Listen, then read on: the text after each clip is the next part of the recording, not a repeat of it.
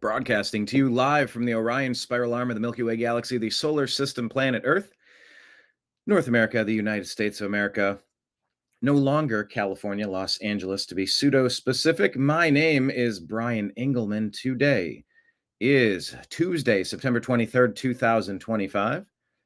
And this right here, the thing that you're watching, the thing that you're all ready for is called the TNAM Daily Show. My green screen's being weird today. I don't know what has changed. I think something has changed with the lighting. It's a little less vivid. I'm a little floatier. Maybe I just have to keep my hands off the screen. But no, I would normally do that, and it doesn't fade like this. I haven't changed the... See, that's like the yellow tone. I like it in the middle. I need to go up a little bit. I don't know. I'll have to work on this. Thanks for joining us on the TNAM Daily Show here on the New American Media. So, there was a report linking Tylenol to autism. We're going to discuss what Bobby Kennedy, President Trump, the FDA, HHS, all of the agencies that are designed and tasked with the intended theoretical purpose of trying to keep you healthy, trying to make sure your family can be strong and successful. Well, there are several things in the report. You've probably only heard about Tylenol, but there's several things that have been identified that need some more research, that need more scrutiny, that need more funding to determine if it's true or not. You also saw YouTube admitting censorship. YouTube, Google, they did everything they could to ruin our company, the New American Media, and they still haven't fixed it. Yeah, we just got super chats back. By the way, thank you to everybody who's testing it out. I think we're a third of the way so that we can make a withdrawal. It sets a first cap over there at $100. You have to get $100 in your AdSense account, and then you can make a withdrawal. So we look forward to testing it. We'll welcome every super chat imaginable. It's a new tip jar that we left out. You're here at the bar. I'm the bartender, and we're just going to discuss the stuff that's up on the screen. That's what we do here. We're a bunch of trash pandas dumping out the trash onto the table, sifting through. We're rifling through the rubbish, separating fake news from fact. That's what we do each day on the TNAM Daily Show. Trash Panda just had a Tylenol milkshake with bleach. Sure was good. Yeah. Exactly. So John made a thing. These are these mugs. Got to figure out what we want to do with them. I think John was suggesting there's 17 of them. Maybe put them up for super chat or something. So you got to let me know, like, what is the sunk cost per mug? Privately, you can shoot me a message or something, or you could just put it in the text. I don't care, on the comments. But what's a good price point based on what you got these at? I don't know what your cost was on these versus the markup, so that it would make sense, or how you want to handle it. It's your project. I'm here for it. Thank you for the donation. I think John was thinking, we're all regulars here at this bar. We should have our own cups. Appreciate you. So we're going to discuss all of the news in the world as much as we can get to. You'll never get to everything, but we try to get to interesting things. We definitely try to give you a little bit of an insight into what's happening out there, because it is a strange place. By the way, Antifa is a terrorist organization. What comes next? How will this be dismantled? You're 8 months in and you haven't seen indictments for damn near anyone. Nobody of consequence. None of the treason. None of the domestic terrorism. They've all been linked together. Scrambled eggs. When you have Kamala Harris working and promoting the Minnesota Freedom Fund to bail out the violent rioters responsible for the Summer of Love riots of 2020, that were used and fomented as part of a political strategy to demonize the president as literally the devil, which coincidentally many on the left would probably worship if presented differently. That's an interesting dynamic, isn't it? So what kind of faith do you have in anything? What kind of faith do you have in any prosecution, restitution, justice? Oh, that's great that Google came out. YouTube. Oh, YouTube censored political opponents. Yeah, I know. You still haven't fixed your algorithm. You still haven't put us up on the recommended videos on the side. You still haven't allowed our videos to be seen by damn near anybody, despite our thousands of subscribers. And the fact that we're covering the same type of content that a lot of people want to tune in and watch, and they're kind of sick and tired of having the same 5 or 10 options. If people knew that we existed, we would be in a much different place in the marketplace. So no, Google, YouTube hasn't fixed anything. Fine, we got our super chats back. Thanks. But we were advertised and doing okay until you guys stripped us of that. Until you started clamping down and shadow banning our content. Flagging video, deleting our content.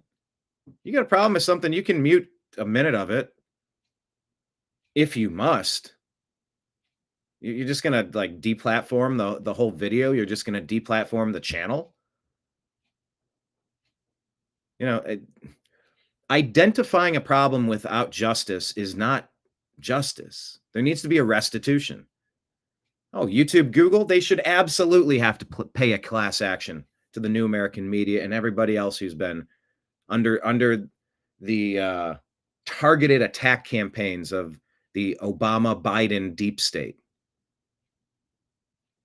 for years and years and years. The people who staged the coup in this country. You can call it an election. Many people will just call it a coup. 2020. By the way, under duress, I show you at the bottom of the screen for countervailing views on anything regarding health, such as Tylenol or vaccines or autism, or anything about the election, air quote, election of 2020, because it doesn't pass the Joe Biden creepy kid sniffing test that Joe Biden's our most popular president of all time. It just doesn't make sense. Go get your countervailing views at cisa.gov/rumor control, cdc.gov, and who.int. How about that? Okay? Get our disclaimers out of the way? Great. Well, let's get to our program. And let's start talking about all the things that people are talking about here on the New American Media.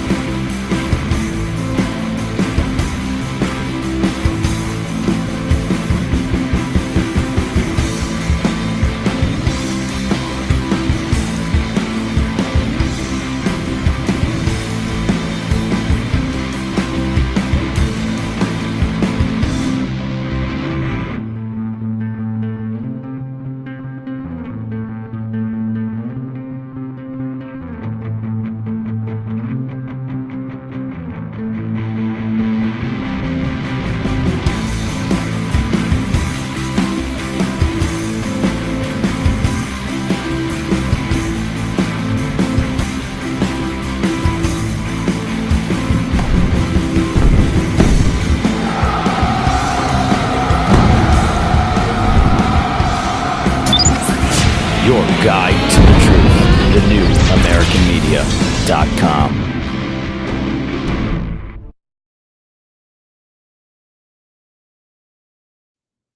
All right. Trash Panda here saying, nope, you do what you want. Price is up to you. My gift to TNAM. Thank you. But what I'm trying to figure out, I saw the shipping price. I think that's about $6 per mug in that box based on how they got here. And I was trying to find out what the sunken cost is. So it's like, all right, what's the baseline? Is it $10, $15, $20? Do you double that? What is the game plan? Yeah, but that's where my mind's at. Your gift to TNAM for us to do what we want. So, all right, let me think about it. But yeah, I was trying to do the math. Like, all right, you know what I'm saying. But thank you. Appreciate it. All right, everybody. Coming up later today, we're going to have an episode of Strictly Football. That on your screen right there is not going to be episode 1. It's going to be episode 5 of the season. Season 2, episode 5. That'll be with myself, Mike Barra, Jim Mitchell, and Ezrael Robinson. Strictly Football, 6 p.m. Eastern today. Let's talk about all the things. So Tommy Robinson reporting here, 24 hours after the snake Starmer decided to recognize the terror state of Palestine. Today, Maloney's government were asked to do the same. And now this is the scenes in Milan. Never negotiate with terrorists. Never mind, give them all they want. This is the Antifa equivalent globally. It's a global campaign, well-funded, well-organized. They've always pretended that they're non. There's no centralized funding mechanism. Nope, it's just spontaneous. Nope, I don't even know what it is. What even is Antifa? It's the most disingenuous shit you've ever heard. It's the terror campaign of the left, of the deep state, and it's ravaging through Europe right now.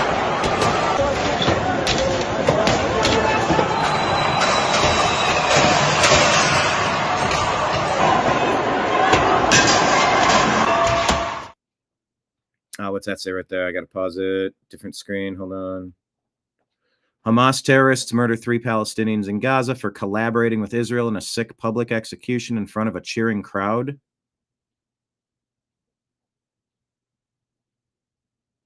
They were, what is this? PETA Leak says their crime was talking to Jews. And this is the state France, UK, Portugal, and Australia just recognized. Western moral collapse is no longer subtle, it's televised.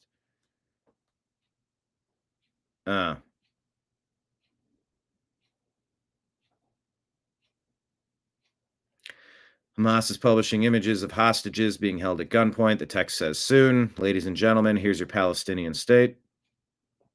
Hamas atrocities. Palestine seeks $2 trillion in reparations from the UK following its recognition as a state. Palestinian Authority President Mahmoud Abbas demands reparations from the UK for its 1917 to 1948 rule, citing international law. This is an absolute disaster, says the British Patriot. Things are happening globally. Dahlia Kurtz says, since terrorists were awarded a state, they executed 3 Palestinians on camera, proudly sharing it with the world. Shared a photo of a starved and tortured hostage at gunpoint with the caption soon, demanded $2 trillion from the UK, and it hasn't even been 24 hours.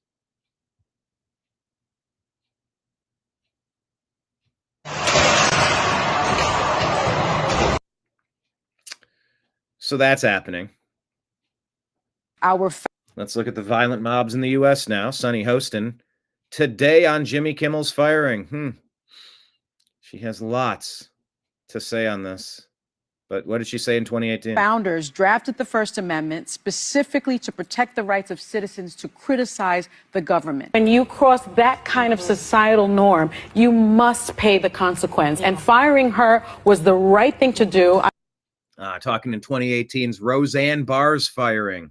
They killed her off of her own show and kicked her off of it. Absolute disgrace. This has been happening to people on the right. Normal Americans, I don't like to say the right. This has been happening to normal Americans for a long time.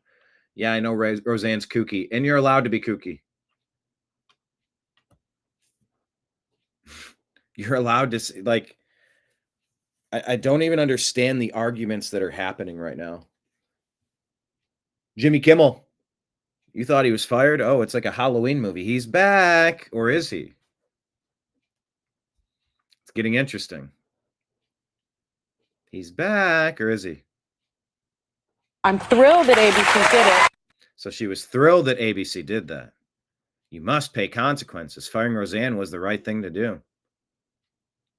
But not Jimmy Kimmel, you know, because team sports. Let's compare the difference. David Harris Jr. says, we are not the same. So these are riots of the left at the bottom here, attacking cops and fighting in the streets at the Charlie, burning cop cars and dancing on them, taking over cities. This was the BLM riots, smashing cop cars, burning them, setting fire to precincts. And the angry people over an assassination. You could, if you want to call the George Floyd overdose / asphyxiation and assassination, well, you definitely call the Charlie Kirk situation an assassination. And hundreds of thousands of people with hundreds of millions watching across the globe gathered for prayer, for peace, attacking a guy in a wheelchair. These Antifa attacks, state senator talking about the protests. Can't play the music. Portland in 2020, tearing down barricades. They shot and killed somebody. A friend of someone we interviewed on January 6th up in, I believe it was Portland. Could have been Seattle, but I think it was Portland. And they hunted him down in the street and got him in a parking garage or outside of a parking garage, burning all these parking lots, these car dealerships. We are not the same. There's no making peace with this type of agenda. These are non-compatible. And it was the Democrat Party that was pushing this, that was funding this, that was encouraging this, all to try to get their person in power, to seize control of the federal government. Exploited and weaponized. It's that is the story of Barack Hussein Obama in a nutshell. And of course, the Joe Biden puppet auto pen presidency by extension. Oh no. You didn't like Charlie Kirk. Now Nick Fuentes is making it into feeds across the country. I don't know how I feel about this, but you know, his brand has been so toxic. You want to stick far away from it. Alex Jones used to have that stink. I think the more and more he's been proven correct on a lot of the major things. Yeah, but he did that thing that one time about the thing where he said that event was being exploited by the Obama administration to take away our Second Amendment. Yeah, he got kind of fired up. He called a false flag can also refer to something that did actually happen, but then is twisted and weaponized and magnified to extract maximum political retribution. That part is true. That is something we can identify as happened all across this country for far too long. But like I said about Kevin Stefanski on my episode of the Unhappy Hour Sports Show a few minutes ago, I'm not a big Andrew Berry fan, the general manager of the Cleveland Browns. I don't like how he treated Baker Mayfield, who, if he gave him some patience, look how he's playing right now. We could have had the quarterback position solved, but instead they ran him out of town. But he had a great draft last year. We're having like 5 or 6 rookies making major starting player impact for a team that's really rebuilding and showing a bunch of promise. Well, I've seen enough of Nick Fuentes to know that I don't want to affiliate with him. But let's judge the post as it stands. He says, when the left was in power, they censored millions of ordinary people for expressing basic conservative opinions. They allowed Antifa and BLM to intimidate conservatives with violence. It's only because they are weak. It's only because they are weak now that they suddenly rally behind free speech. That is true. Let's look at this chart. Jesse Kelly here.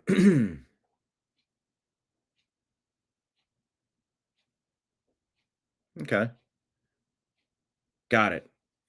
So it's like call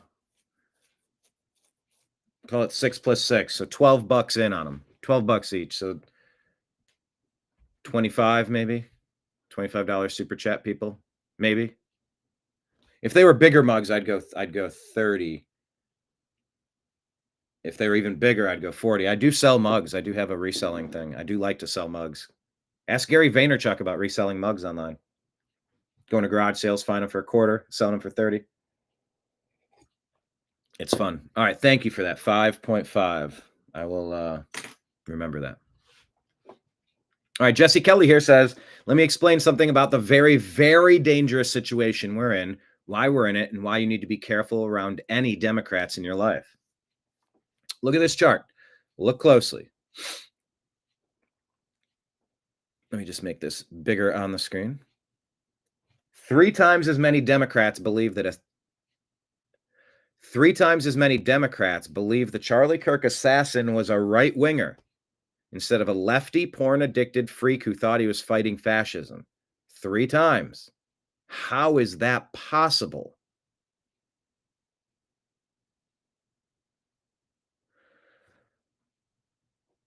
But more Americans see left-wing beliefs behind Charlie Kirk's shooter than the right-wing beliefs. The communists in America's media and their politicians have created a world of make-believe, a world the Democrat in your life resides in, and a world they think is real. The lies are not only repeated, they are brazen, gigantic lies. And you don't have to be some tranny Reddit freak to believe those are lies. You need to just do things previously thought of as normal. You live in the pretend world, says... No, it's not Jason Meister. Meister? It's Jesse Kelly here. I don't know who Jesse Kelly is. You live in that pretend world. If you just do things previously thought as normal, you live in that pretend world. If you read the New York Times and watch NBC News, your entire world is fake. NBC News said there's no evidence found yet of ties between Charlie Kirk's shooting and left-wing groups. Like, how does anyone even say that? The lies get cemented more easily now due to institutional capture. So if you're a Democrat and maybe you think NBC might be lying to you, the communists at the FBI will confirm it for you. Democrats and the FBI say white extremism is a huge problem. Trump disagrees. This is nothing short of disastrous for our country, and I'm not totally sure of a solution. Democrats, even normal ones, are completely insane. They absolutely know so many things that simply aren't real. We've seen this manifest after Charlie's murder. How could that many people excuse it? Or in some cases, cheer? How is that possible? The endless lies have a radicalizing effect. They genuinely believe they're fighting Nazis, truly. And what won't your conscience permit you to do to a Nazi? Now, let's be very generous and say that's a 30% of the country. It's probably 40% or higher. How on earth can you share space with people that insane, desperate, and in many cases violent? 30% is a large number. I don't know. I know Democrat politicians are evil people, and as responsible for this is the media. And if you have to feel good about something, they are afraid of their violent base now too. New York Post reports Representative Mike Sherrill says Charlie Kirk wanted to roll back the rights of women and black people after voting for House tribute. That's insane. I'm not sure how this ends, but you need to train and pray, says Jesse Kelly. These things are not optional. Do not for a second think Charlie Kirk will be our last martyr. These people are nuts, and they're dead serious. That's all.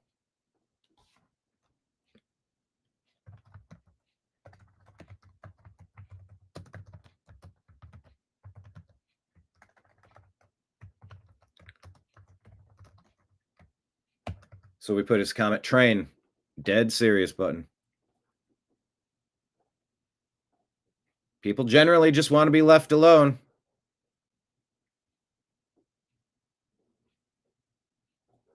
People just want to be left alone.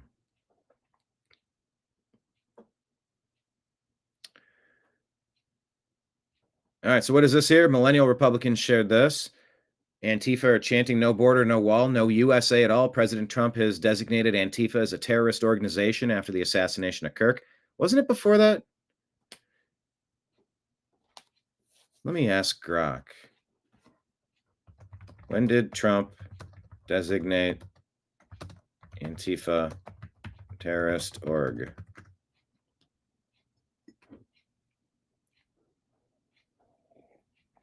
It's Grok is being weird.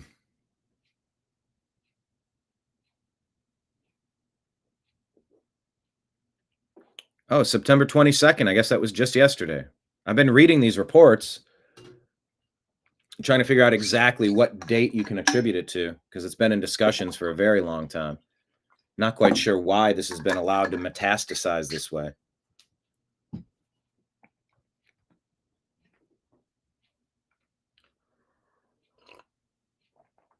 Experts note no U.S. law allows formal designation of domestic groups as terrorist organizations.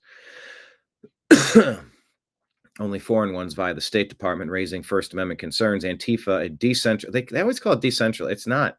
Anti-fascist, it's pro-fascist movement without formal structure. It has formal structure, isn't a traditional organization, limiting the order's legal impact.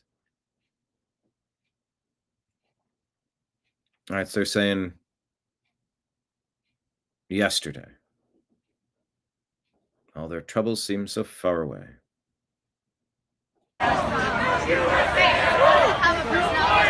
Antifa has openly called for violence against Charlie Kirk and conservatives. Tyler Robinson is responsible and must be brought to justice, they say.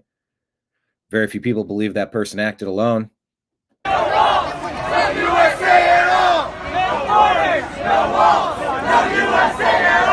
So if there's a group that's advocating to stage a coup to overthrow the United States, to tear down the border and have no wall and destroy the USA so it's no longer there at all, what else do you call that? That's an invading army. That's a terrorist cell. That's an invading force. It's a aggressive military campaign to destroy the United States. These are their words. Nobody is putting those words into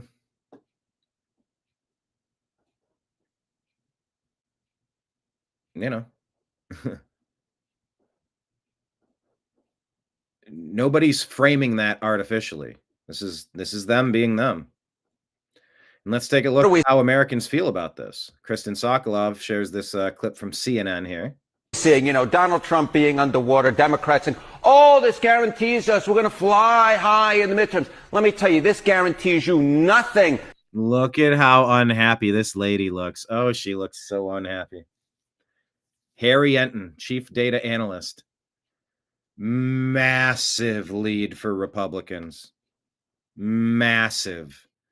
This should be the red wave. And that's what some people say. It's like, look, we're waiting for justice. We're waiting to get some stuff done. We need to finish with the clean sweep. We need a clean sweep in the midterms. Absolutely crush in the midterms and then run roughshod over the traitors, the domestic terrorists, the evildoers, really.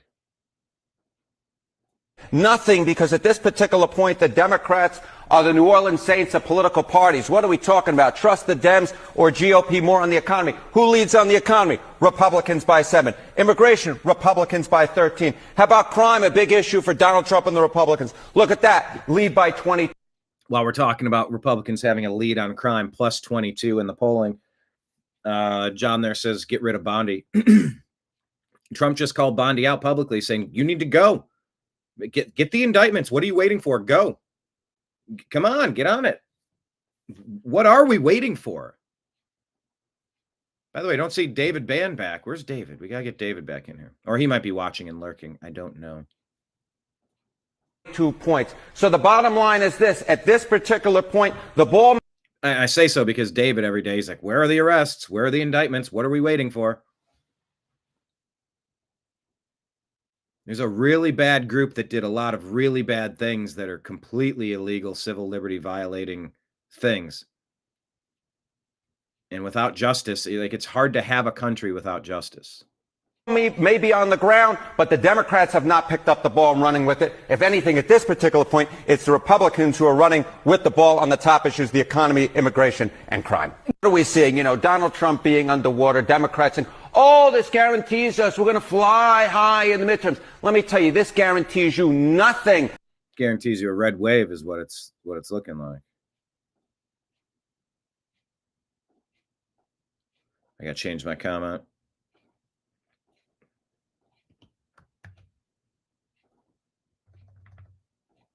Red wave coming. Beware the false flag. Beware the black swan event.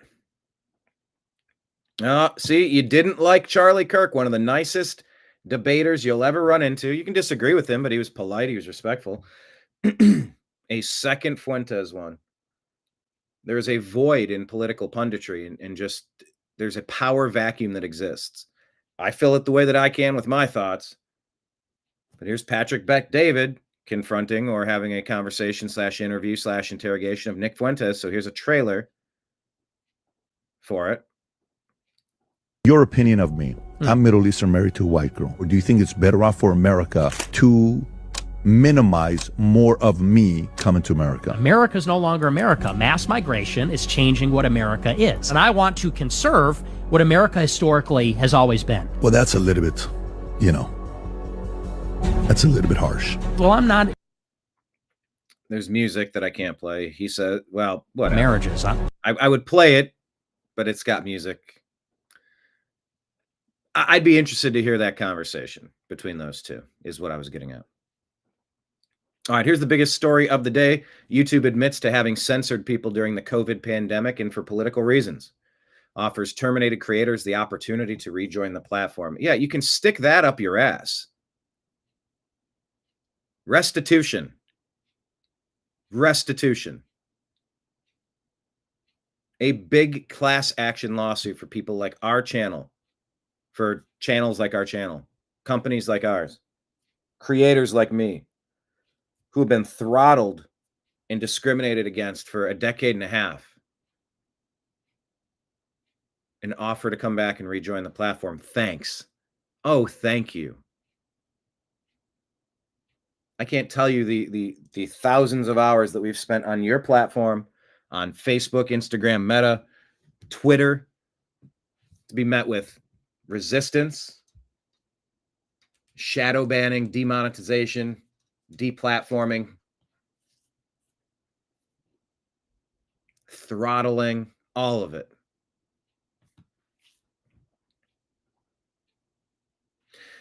The company terminated channels for repeatedly violating community. Here, I'll read you a different one.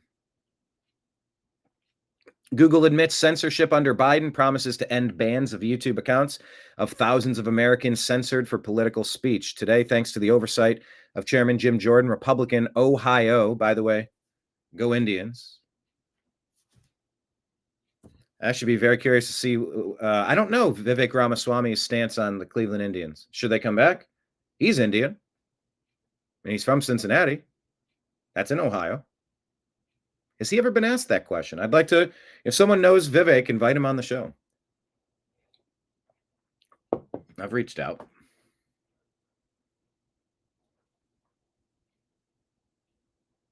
But what I was saying is Cleveland baseball is fighting for a playoff position right now. So when I said Jim Jordan, Ohio, it reminded me of Ohio and Ohio sports. So follow the Unhappy Hour Sports Show too. Google commits to offer all creators previously kicked off YouTube due to political speech violations on topics such as COVID-19 and elections an opportunity to return to their platform. Google also admitted the following to the House Judiciary Committee. The Biden administration pressured Google to censor Americans and remove content that did not violate YouTube's policies. Yeah, you owe us. No. There's a class action lawsuit here. Like, what are you supposed to do with an apology for destroying what I've dumped my entire life into, to building a media empire? The stuff we do is just as valid and just as good as some of the other stuff out there. And you, Google, YouTube, have been targeting, discriminating, and destroying my efforts for a decade and a half. Yeah, welcome back on the platform. All right, well, how much per year? 100,000 a year? Million a year? Take the attorney fees away. Million a year, give some attorney fees. $600,000 a year times how many years are we going back of this? At least to 2019. They're going to say it's Biden. It was before Biden. It was the PewDiePie apocalypse. They went after PewDiePie because he was taking away too many ad dollars from the legacy media. So then they said, we need to go to authoritative sources. And so I could do a story on the Ariana Grande shooting at the concert, and we'd get a big marker. You're not allowed to talk about that. It's sensitive information. You can't say this. Your video's been hidden. It won't be seen to whatever. We can't recommend it. Don't do that. It's graphic, or it's shocking, or it's you can't do that. Every related video on the side of the screen. It was CNN, MSNBC, Fox, ABC doing the exact same story because they were authoritative. I, the New American Media, was not allowed to have an opinion, not allowed to speak in the public square because of those tyrants. You think $1 million restitution a year is too much? I'd say it's not enough. We've been diligently knocking stuff out of the park, and you've been diligently knocking us back down. The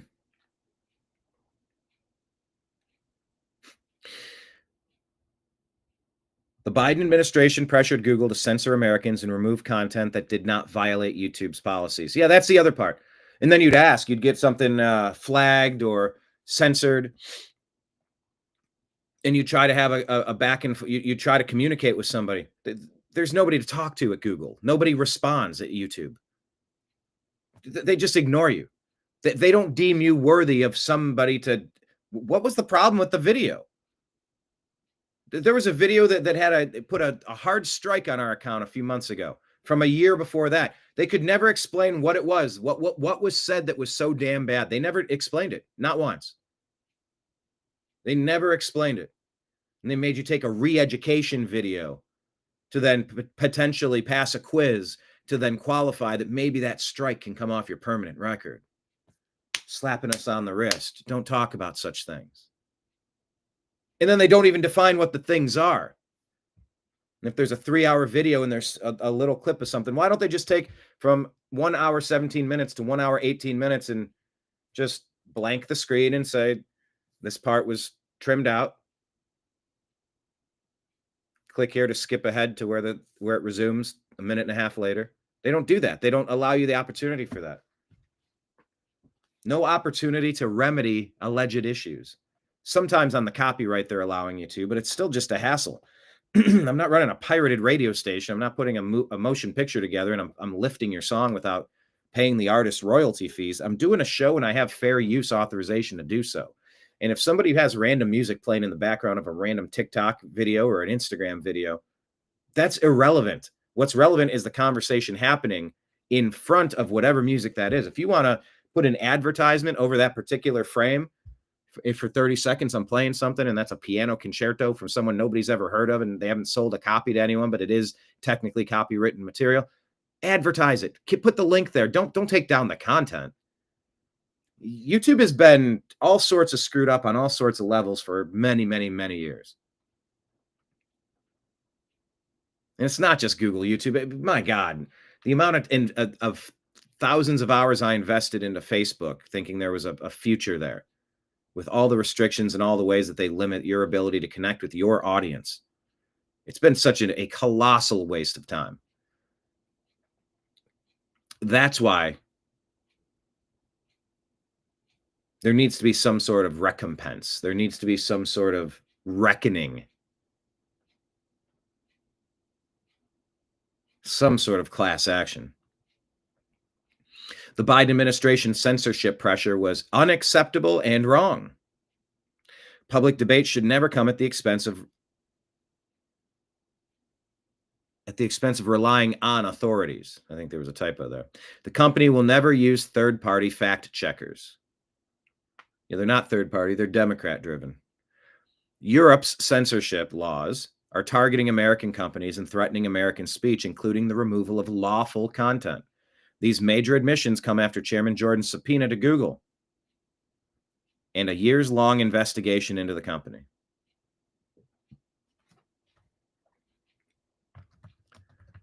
So we demand restitution paid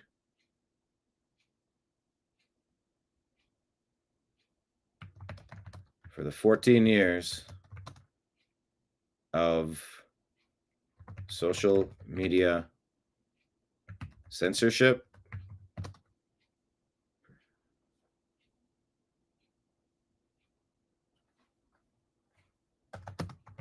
of our account.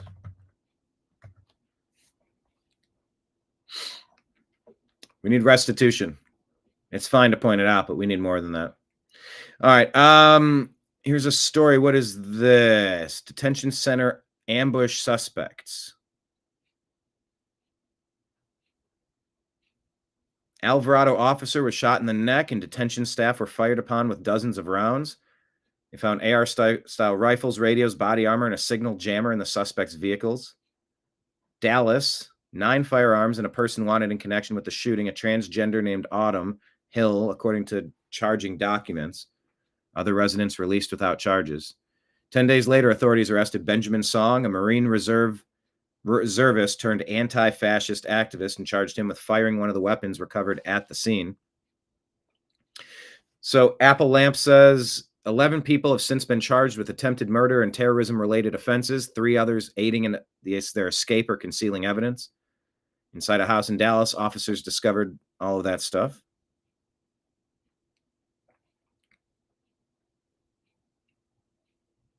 Six women formally charged in connection with July 4 ambush-style shooting outside Prairie Land ICE Detention Center in Alvarado, Texas. They orchestrated a fake vandalism report to lure law enforcement into a deadly trap. Like, this is domestic terrorism.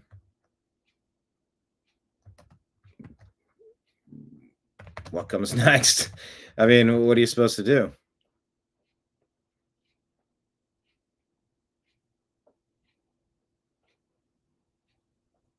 Be prepared, train, be ready, and pray. Yeah, these people like Chuck Todd, these are the worst, most disingenuous people out there. MSNBC delivering all the hits. Here's Chuck Todd in 2025 has no idea what it.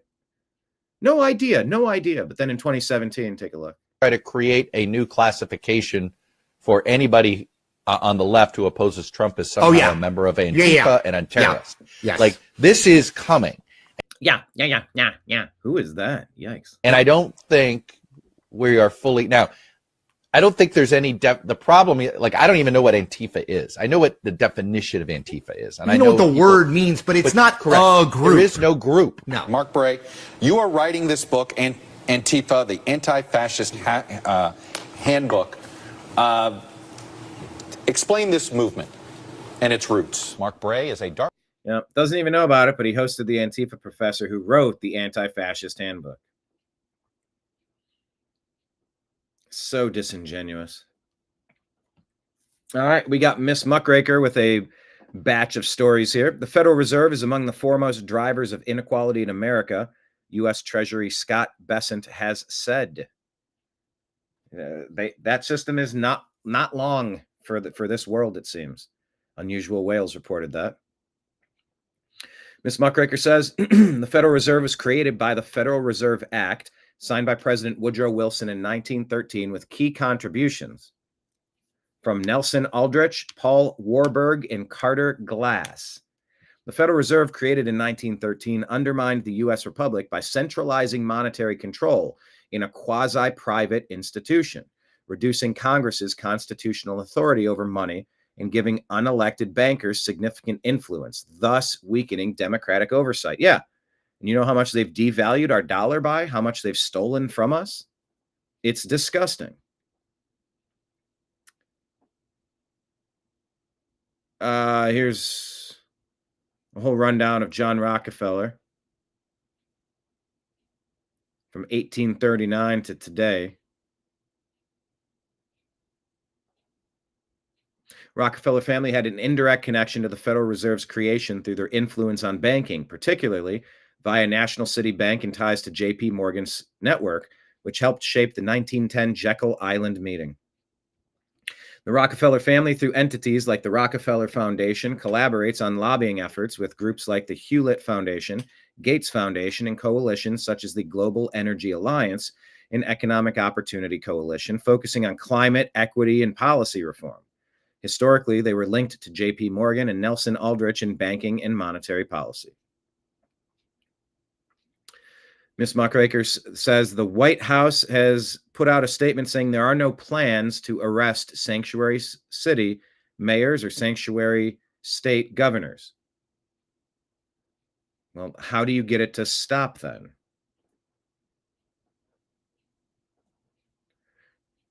Two million illegals have exited the United States since President Trump took office, per Tom Homan. Well, with estimates being 40 million, 1/20th is a start, but what about the other 38 million?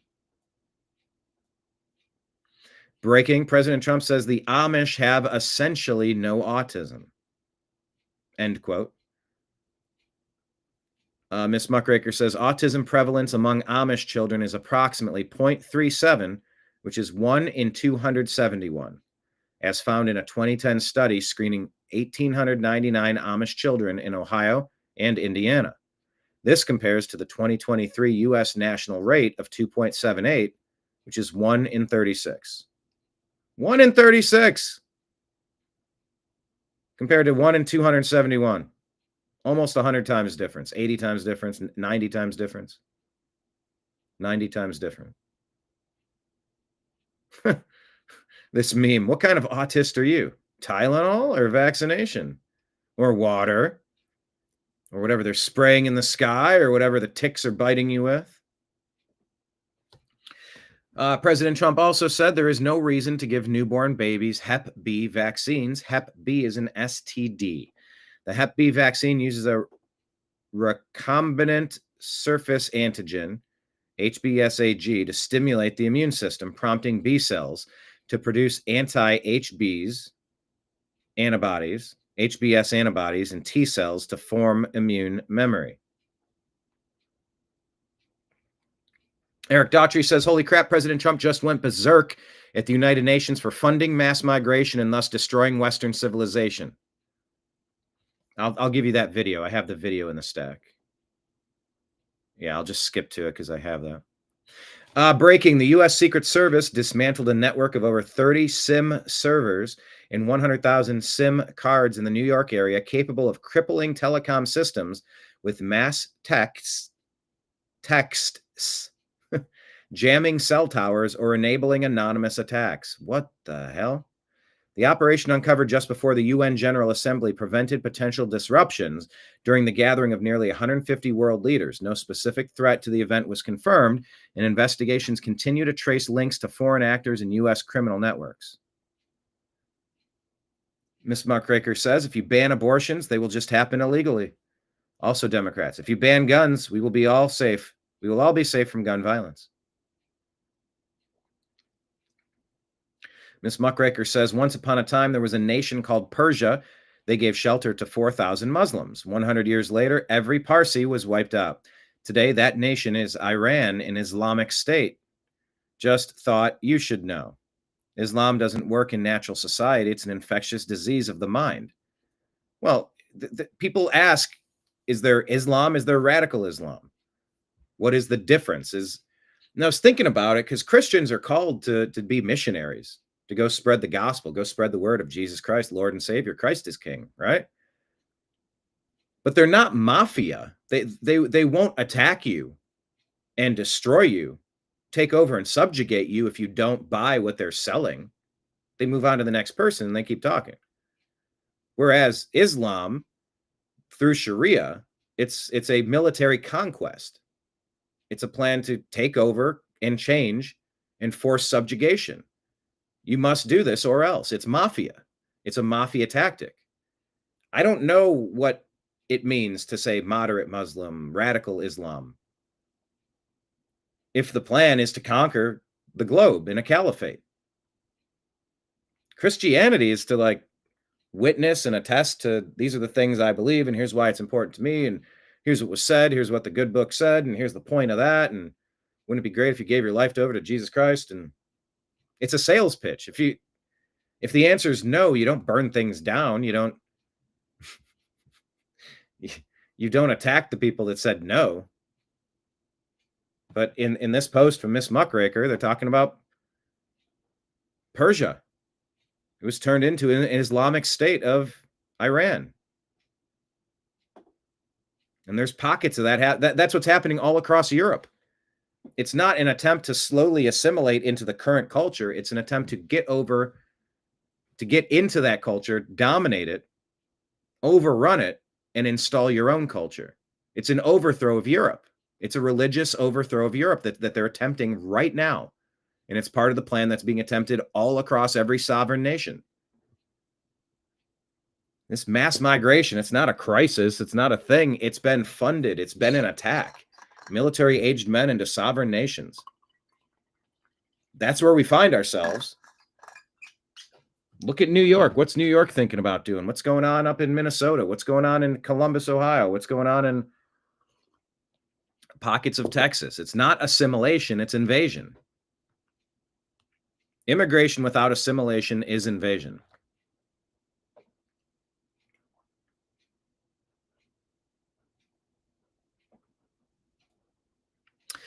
Miss Muckraker says, Trump says he will not meet with congressional Democrats to negotiate over a potential government shutdown, calling their demands unserious and ridiculous. President Trump says, after reviewing the details of the unserious and ridiculous demands being made by the minority radical left Democrats in return for their votes to keep our thriving country open, I have decided that no meeting with their congressional leaders could possibly be productive. They are threatening to shut down the government of the United States unless they can have over $1 trillion in new spending to continue free healthcare for illegal aliens, a monumental cost. They want to force taxpayers to fund transgender surgery for minors. They want to have dead people on the Medicaid rolls, allow illegal alien criminals to steal billions of dollars in American taxpayer benefits. They want to try to force our country to again open our borders to criminals and to the world. Democrats want to allow men to play in women's sports. Democrats want to essentially create transgender operations for everybody. These radical left views and policies are what allowed me to win the presidential election, including all 7 swing states and the popular vote in a historic landslide. There are consequences to losing elections, but based on their letter to me, the Democrats haven't figured that out yet. They're trying to eliminate the popular $50 billion rural and vulnerable hospital fund, which was passed with only Republican votes and proudly signed into law by me. The Democrats in Congress seem to have totally lost their way. They obviously have no idea what it means to put America first or to make America great again. All congressional Democrats want to do is to enact radical left policies that nobody voted for. High taxes, open borders, no consequences for violent criminals, men and women's sports, taxpayer-funded transgender surgery, and much more. Few people voted for what they represent, which would lead to the destruction of America. Instead, people voted for common sense, and that's what the Republicans and your president, Donald J. Trump, stand for. I look forward to meeting with them if they get serious about the future of our nation. We must keep the government open and legislate like true patriots rather than hold American citizens hostage, knowing that they want our now thriving country closed. I'll be happy to meet with them if they agree to the principles in this letter. They must do their job. Otherwise, it will be another long and brutal slog through the radicalized quicksand. To the leaders of the Democrat Party, the ball is in your court. I look forward to meeting with you when you become realistic about the things that our country stands for. Do the right thing. Donald J. Trump, President of the United States of America. Joel Webbin here says, breaking news. Jesus doesn't forgive everyone. That's why hell exists. Yeah, maybe we're supposed to forgive, but... so here's a declaration. I keep seeing this guy around. Young Hoon Kim shared this. I'm not familiar with him. That is who's in the video. I'll follow it. World's highest IQ record holder and Grand Master of Memory. He's got some thoughts to say. There have been some awakenings across planet Earth during that Charlie Kirk memorial service.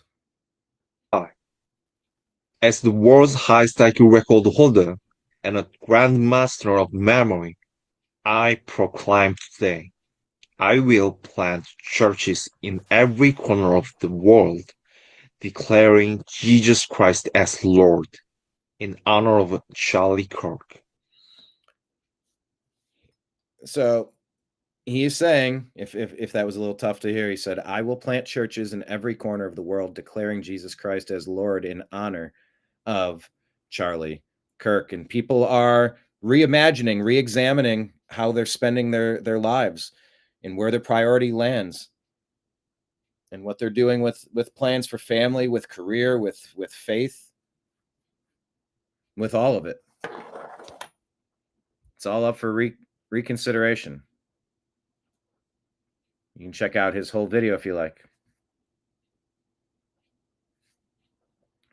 Here's KGB. You should watch this. I can't play it because of the music and because it's a movie parody.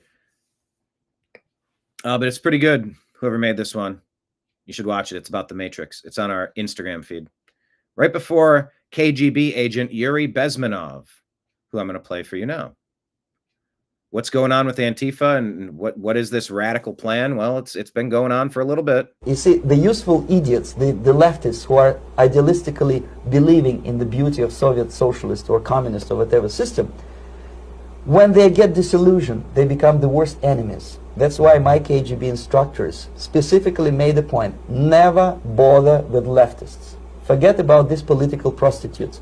Aim higher. But to eliminate the others, to execute the others, don't they serve some purpose? Wouldn't they be the ones they rely on? They serve purpose only at the stage of destabilization of a nation. For example, your leftists in United States, all these professors and all these beautiful civil rights defenders, they are instrumental in the process of the subversion only to destabilize the nation. When their job is completed, they are not needed anymore. They know too much. Some of them, when they get disillusioned, when they see that Marxist-Leninists come to power, obviously they get offended. They think that they will come to power. That will never happen, of course. They will be lined up against the wall and shot. But they may turn into the most bitter enemies of Marxist-Leninists when they come to power. And that's what happened in Nicaragua. You remember most of these former Marxist-Leninists were either put to prison or one of them split and now he's working against Sandinistas. It's the same pattern everywhere. The moment they serve their purpose, all the useful idiots are either be executed entirely, all the idealistically minded Marxists, or exiled or put in prisons, like in Cuba. Many former Marxists are in Cuba. In prison. You see, the useful idiot. So careful who you align with. LGBT community with radical Islam. They do not like you in any way. A Christian society tolerates anybody kind of doing what they're going to do. It is a great way to set up a nation. What are the Christian policies? It's just kind of like don't kill and don't steal. There's really not much that you can. It's pretty basic. And maybe you carve something out for abortion where people can make their own decisions on that. And maybe it would be strongly encouraged that maybe see it through to an adoption, because we need more Americans in America with American values raised by American families. You import people from anywhere else, you have no idea how they're raised, what their value system is, what they're up to, how they're going to contribute. It's just we've de-emphasized the American family massively, and part of the reason is because our dollar supply, our dollar has been destroyed, and it's tougher and tougher for people to get by financially. We got to fix that whole money situation and encourage people. Tax write-offs and grants, and I mean, it's in our best interest to have families.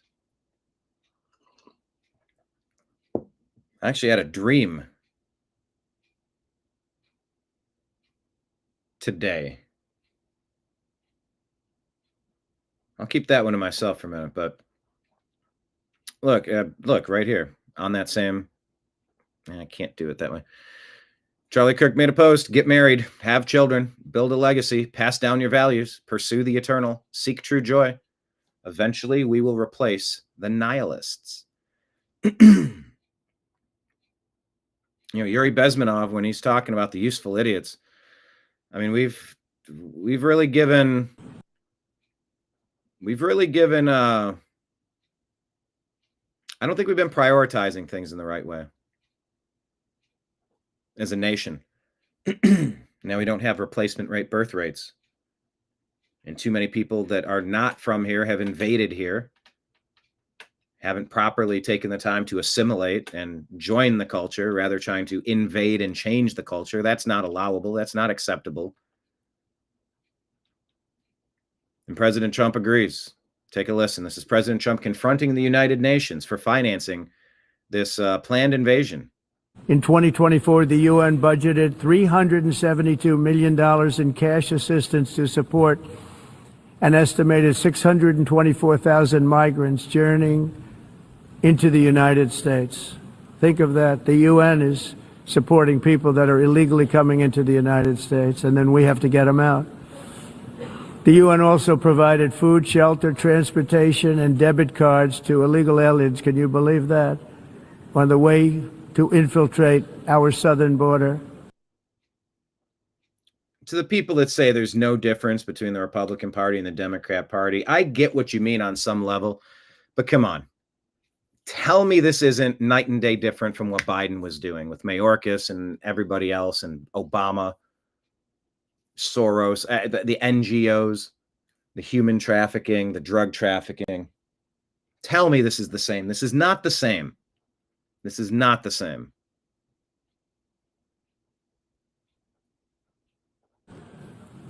Millions of people came through that southern border.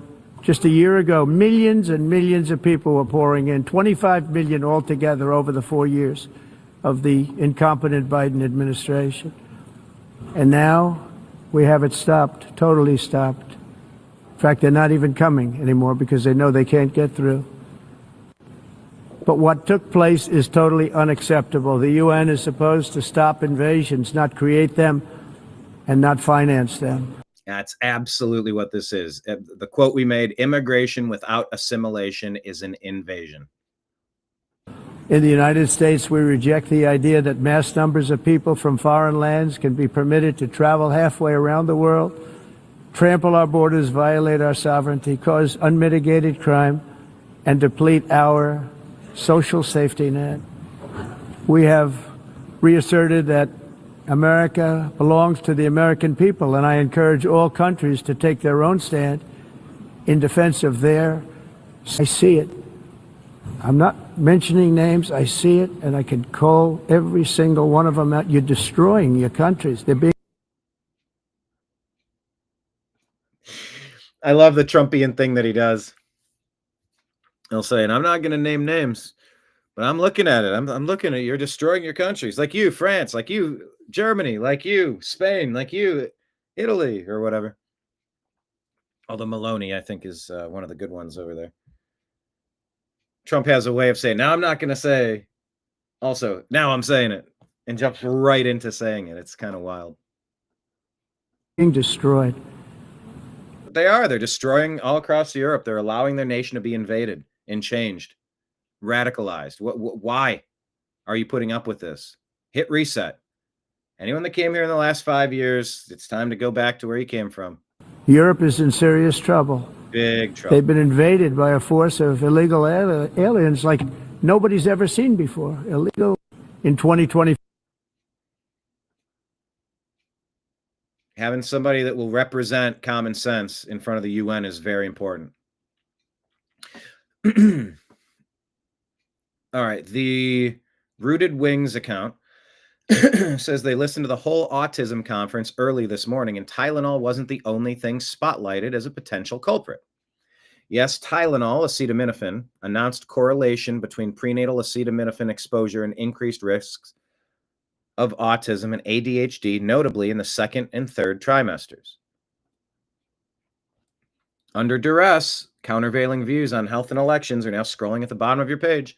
Go to cdc.gov, who.int, and cisa.gov/rumor control for countervailing views. Vaccines, they've called for the removal of mercury, which is thimerosal, and aluminum. They've called for delaying hepatitis B vaccine until age 12 or later, spacing out vaccinations, separating MMR components over multiple visits instead of combined. Leucovorin, a high-dose form of folic acid, presented as a promising treatment for some autism cases. Evidence of folate deficiencies in some autism cases. CMS will continue leucovorin for Medicaid patients with autism, and NIH will fund further research into folate's role. HHS Secretary Bobby Kennedy, NIH Director Jay Bhattacharya, FDA Commissioner Marty McCary, and CMS Director Mehmet Oz emphasized empowering parents with transparent information and reducing reliance on pharmaceuticals. The administration pledged NIH funding to track autism cases by an all-agency coordination committed to scrutinizing environmental triggers and to course correct away from viewing autism as inevitable. Yesterday, Secretary Kennedy said some 40% to 70% of mothers who have children with autism believe that their child was injured by a vaccine. President Trump believes that we should be listening to these mothers instead of gaslighting and marginalizing them like prior administrations. How could you argue with that? Yeah, please. It's not just Tylenol. I'm going to type that. It's not just Tylenol. Button. That's my comment. There's a lot to it. So don't get wrapped up into this thing where all you're hearing is the Tylenol talk without the rest of it. Oh, who did this? Who made this meme?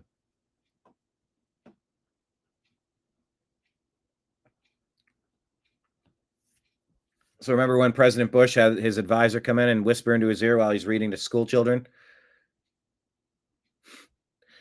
So the story is Being Libertarian reports that Nexstar released a statement saying that it's joining Sinclair in preempting Jimmy Kimmel's show tonight and moving forward. And this is where the advisor comes up to Jimmy Kimmel. Sir, a second media group has just preempted your show. Sir, a second plane has hit the tower. That's a good meme right there. So we'll see if Jimmy Kimmel comes back after all.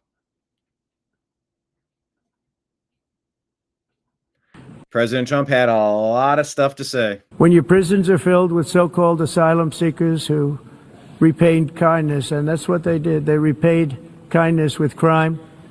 It's time to end the failed experiment of open borders. You have to end it now. See, I can tell you. I'm really good at this stuff. Your countries are going to hell. When your prisons are filled with so-called asylum seekers who repaid kindness, and that's what they did. They repaid kindness with crime. It's time to end the failed experiment of open borders. You have to end it now. See, I can tell you. I'm really good at this stuff. Your countries are going to hell. When your prisons are filled with... Yeah, why are your prisons filled with so-called asylum seekers who repaid kindness with crime? Send them out, reclaim your country, have babies, instill your values. People can go back to wherever they came from. It's an invasion if they're not trying to assimilate. That's all I had on that one. That was a Kirk back and forth, but it was a little, maybe, if not convoluted, a very interesting conversation. Trash Panda saying the whole thing was like that. Beautiful. Yeah, I mean, we're just splicing and dicing, taking components. Let me show you some more components. Let me pull up the X feed. Before I do, let me just remind everybody out there, you can follow the New American Media, scrolling at the bottom of your screen. We exist on Instagram, Facebook, Truth Social, Rumble, Odysee, Twitch, Kick, DLive, and YouTube under the New American Media. Telegram and Signal at TNAM and TNAM Chat. We're on X at American_media_. And please subscribe to our podcast at the Agree to Disagree Show on Spotify and Apple. Also, welcome to our bar. We do have tip jars. We have a Patreon link at the New American Media. Thank you to our subscribers who are currently signed up, and thank you to everybody who will sign up in the future. We have a tip jar on Venmo and Cash App. That's my name, Brian Engelman. And then PayPal is fuzzinstallment@yahoo.com, the email address, if you are so interested. Looking at our X feed, there you have it. That is our interview with Mr. John B. Wells from Caravan to Midnight. It's pinned at the top of our X feed. And that's a link to our Patreon page. That's where John B. Wells and I discuss God, Trump, Biden, the deep state, and World War III. You can click that and sign up on our Patreon. All right. Here's a little bit more about Bobby Kennedy. You want to listen. If there's one thing the Charlie Kirk atrocity has shown us, hopefully it's that you got to get away from clickbait, and clipbait. Clipping and distilling everything down to a bumper sticker for rage. People were actually out there trying to justify Charlie Kirk's assassination because of things that were taken out of context that literally misrepresent every view I've seen. So when you hear, Trump and Kennedy saying Tylenol causes autism, like there's more to it. It's a nuanced conversation. So let's listen to Director of Health and Human Services, Bobby Kennedy. And by the way, don't forget how Charlie Kirk is purported to be the person that connected the Bobby Kennedy campaign with the Trump campaign to bring Maha into this White House. So thank you for that. Important findings from our autism work that are vital for parents to know as they make these decisions. First, HHS will act on acetaminophen. The FDA is responding to clinical and laboratory studies that suggest a potential association between acetaminophen use during pregnancy and adverse neurodevelopmental outcomes, including later diagnosis for ADHD and autism. Scientists have proposed biological mechanisms linking prenatal acetaminophen exposure to altered brain development. We have also evaluated the contrary studies that show no association. Today, the FDA will issue a physician's notice about the risk of acetaminophen during pregnancy and begin the process to initiate a safety label change. HHS will launch a nationwide public service campaign to inform families and protect public health. FDA also recognized that acetaminophen is often the only tool for fevers and pain in pregnancy, as other alternatives have well-documented adverse effects. HHS wants, therefore, to encourage clinicians to exercise their best judgment in the use of acetaminophen for fevers and pain in pregnancy by prescribing the lowest effective dose for the shortest necessary duration and only when treatment is required. Furthermore, thanks also to the politicization of science, the safety of acetaminophen against the risk of neurodevelopmental disorders in young children has never been validated. Prudent medicine, therefore, suggests caution in acetaminophen use by young children, especially since strong evidence also has associated it with liver toxicity. Some studies have also found the use of acetaminophen in children can potentially prolong viral illnesses. FDA will drive new research to safeguard mothers, children, and families. In addition to a possible acetaminophen connection to autism for pregnant women, infants, and toddlers, our research has revealed that folate deficiency in a child's brain can lead to autism. Folate deficiency. So you need prenatal vitamins with folates, and there's new guidelines. You're just supposed to investigate and get better information.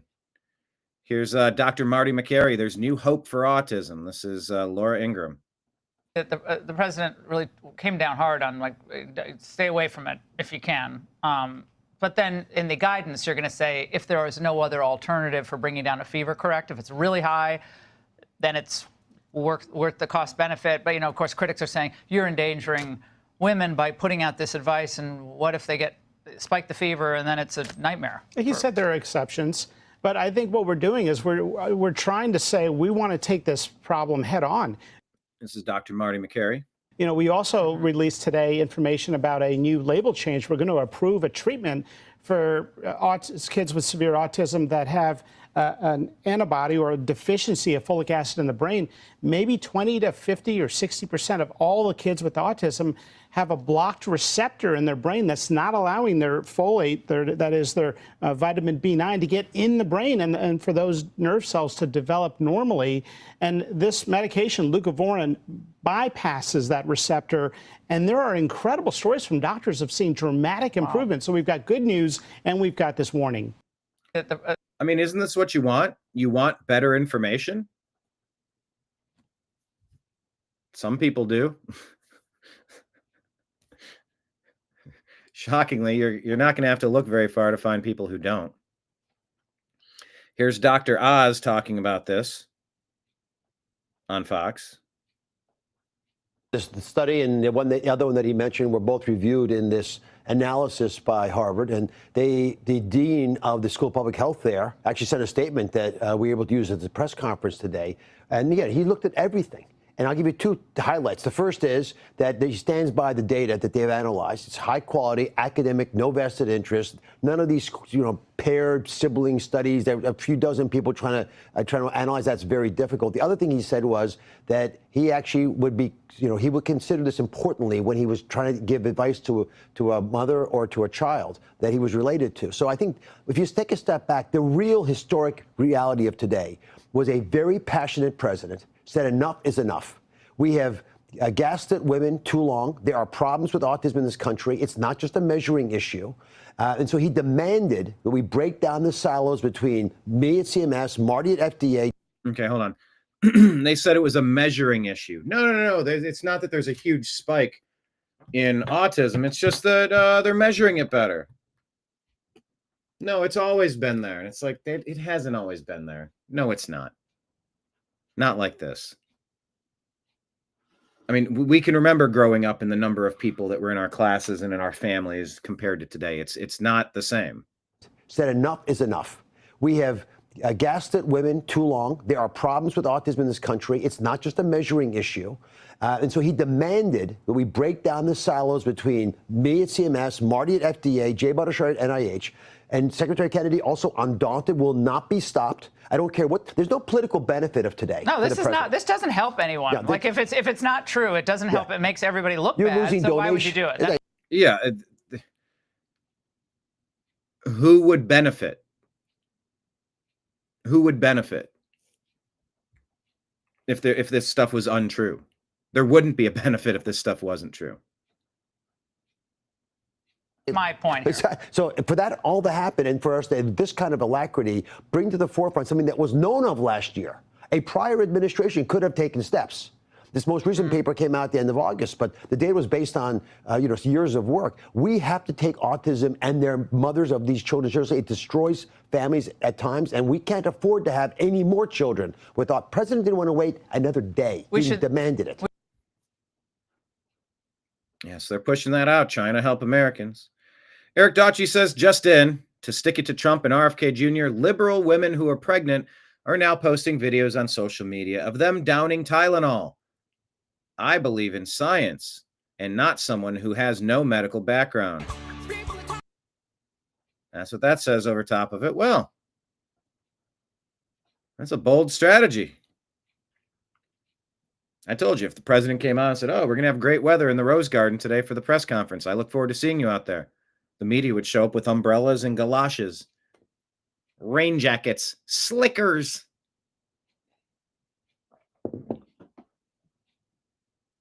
It is such a mind virus to say, oh, well, if the president said something about it, I immediately must do the exact opposite.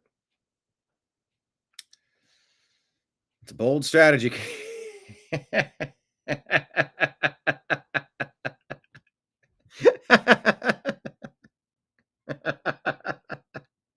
No.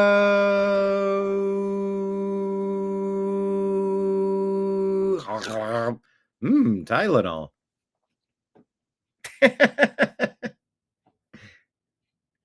That image is everything. Oh, that's so stupid, so funny.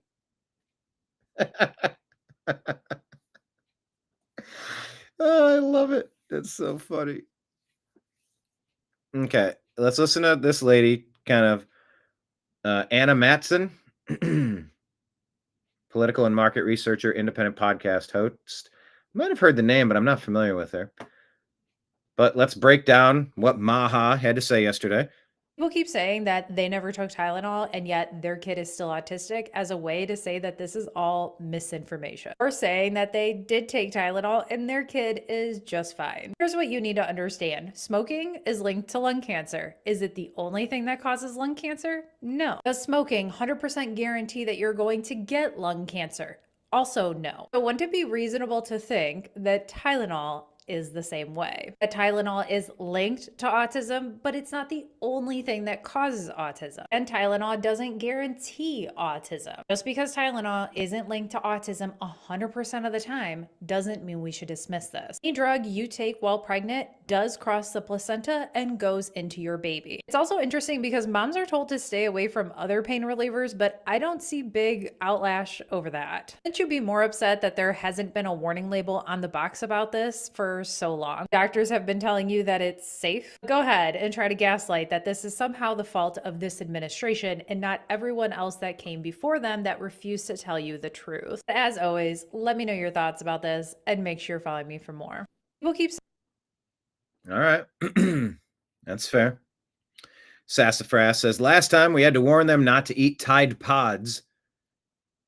They want to chug Tylenol, fine with me. I'm going to sit this one out. Democrats are literally filming themselves chugging Tylenol on TikTok to own Trump. These people have lost their minds. I didn't even know who this guy was. This guy is a real piece of work. What's his real name? He goes by a name called Destiny. Boom.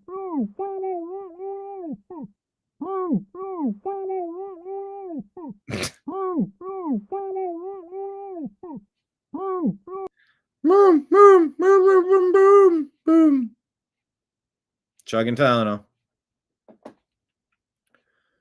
President Trump yesterday discussing America's health. Tylenol during pregnancy can be associated with a very increased risk of autism. So taking Tylenol. Associated. Increased risk. He didn't say causes. He didn't say 100% of the time.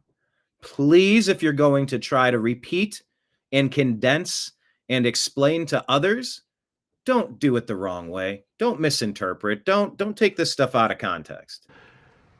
Is not good. All right, I'll say it. It's not good. For this reason, they are strongly recommending that women limit Tylenol use during pregnancy unless medically necessary. And I'll say I probably took way too much. I don't know. I don't even know if I cared what it was. And now I hardly touch the stuff at all. Yeah, when I was playing sports, man. Like when I was aggressively playing, something was always sore. You just deal with it however you can. That's, for instance, in cases of extremely high fever. Yeah, so if there's an extreme discomfort, if there's something's tweaked or something's hurting, then okay, fine. But like, don't go popping like crazy thinking there's no harm here. Like, you don't want to get wrapped up in any excessive pills. You just don't.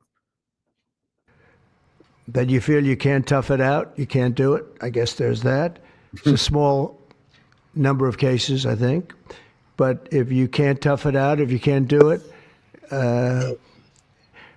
that's what you're going to have to do. You'll take a Tylenol, but it'll be very sparingly. It can be something that's very dangerous to the woman's health. In other words, a fever that's very, very dangerous, and ideally a doctor's decision, because I think you shouldn't take it.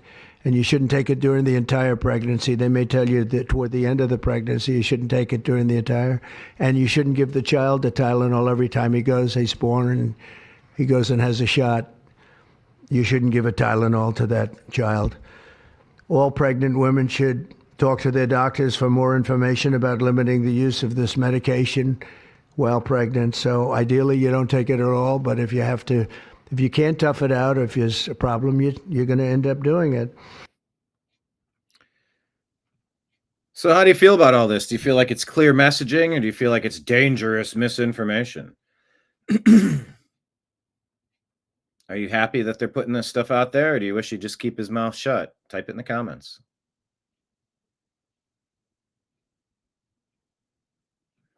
Curious to get your thoughts.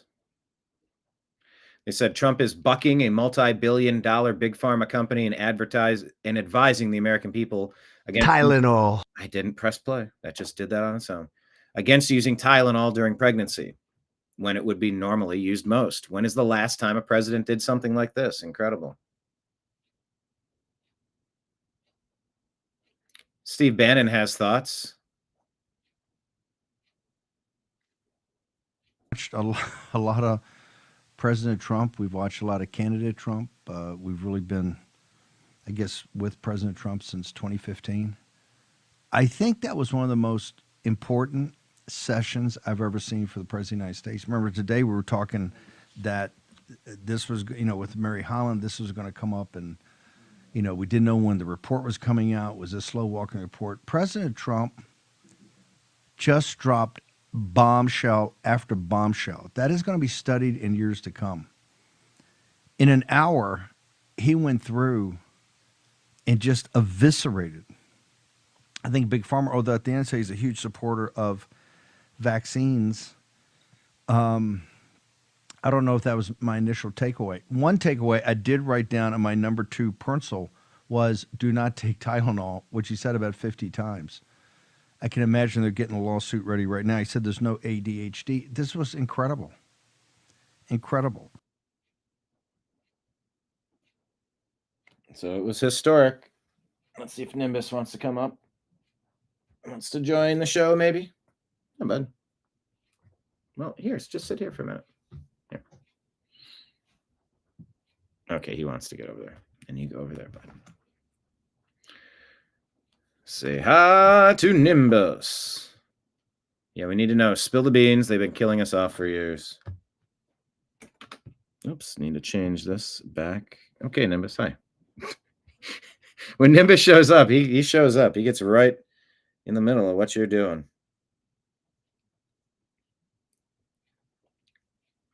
There we go. Let's get this back. There we go.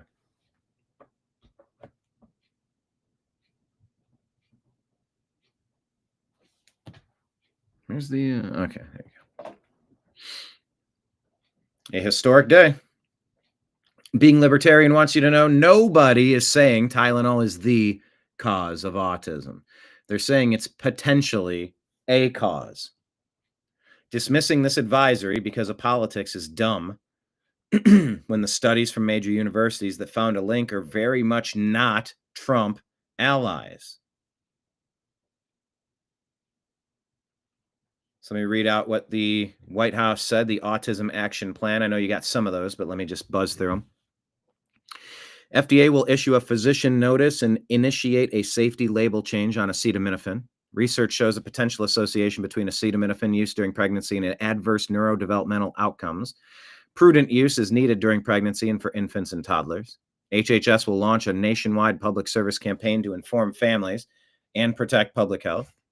They want to make a therapeutic available. FDA will act to establish the first recognized therapeutic, leucovorin, for children with cerebral folate deficiency and autistic symptoms.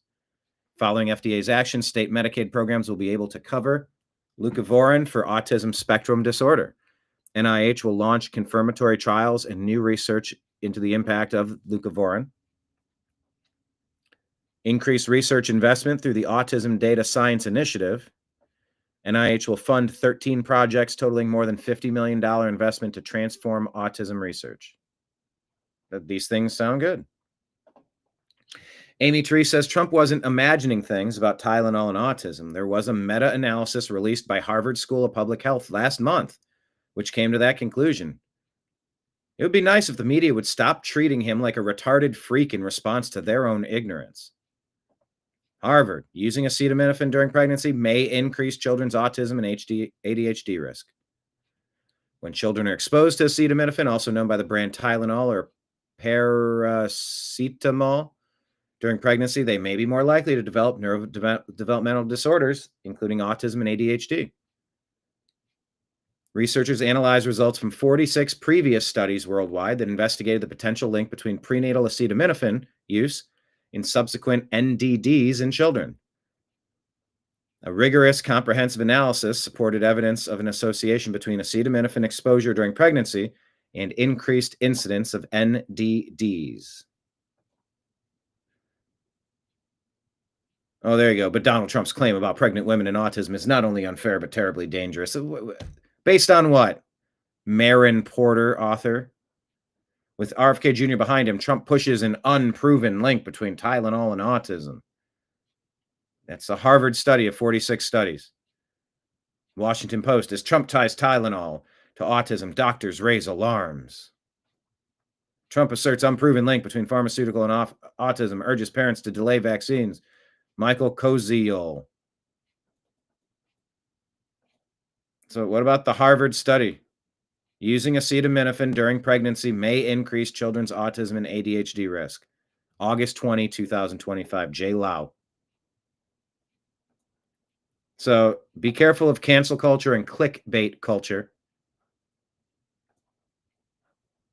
No, Trump isn't saying Tylenol causes it. Tylenol is being linked to an increased risk. So you should limit it as much as possible. So Sinclair Inc. I wonder if there's an update here. Let me check.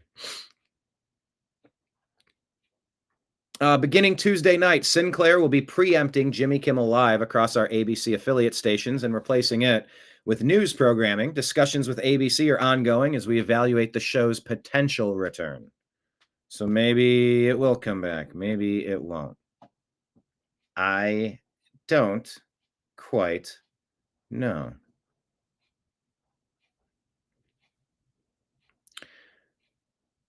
So here's a little back and forth. Erica Kirk named CEO of Turning Point USA, as you know. Matt says, slay, this woman CEO is here to tell you why women belong in the kitchen. Alex Clark says, you know, the left will make fun of you for choosing to stay home full-time to raise your kids. Then kill your husband and mock you for not staying home with your kids. All because you took over his charity organization, which you inherited not by choice, to keep his legacy and mission alive. It's really, it's a look in the mirror moment.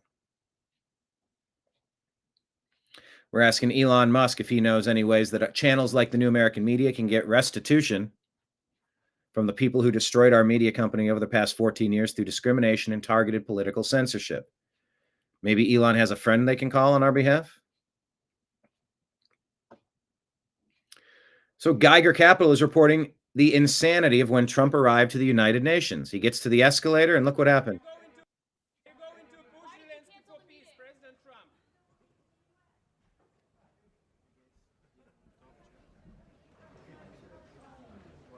He gets to the escalator and the escalator stops working. President Trump, Schumer.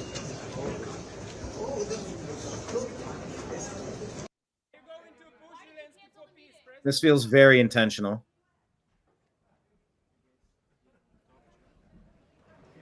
He really almost knocked her over. Because you don't expect something to stop. I've never been stopped when I got there. Trump gets up in front of the UN with his microphone.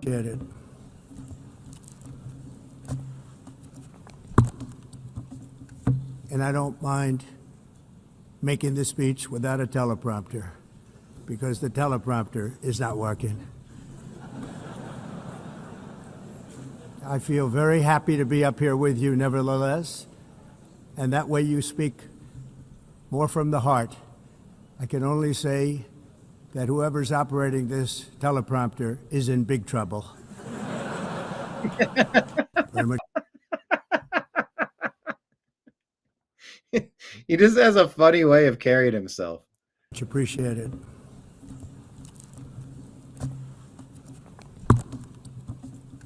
And I don't mind making this speech without a teleprompter, because the teleprompter is not working. I mean, he's, I don't know. It is charming and endearing. You got the whole room laughing. That's a great way to start any speech. It's not easy to do, but it is when it comes natural to you.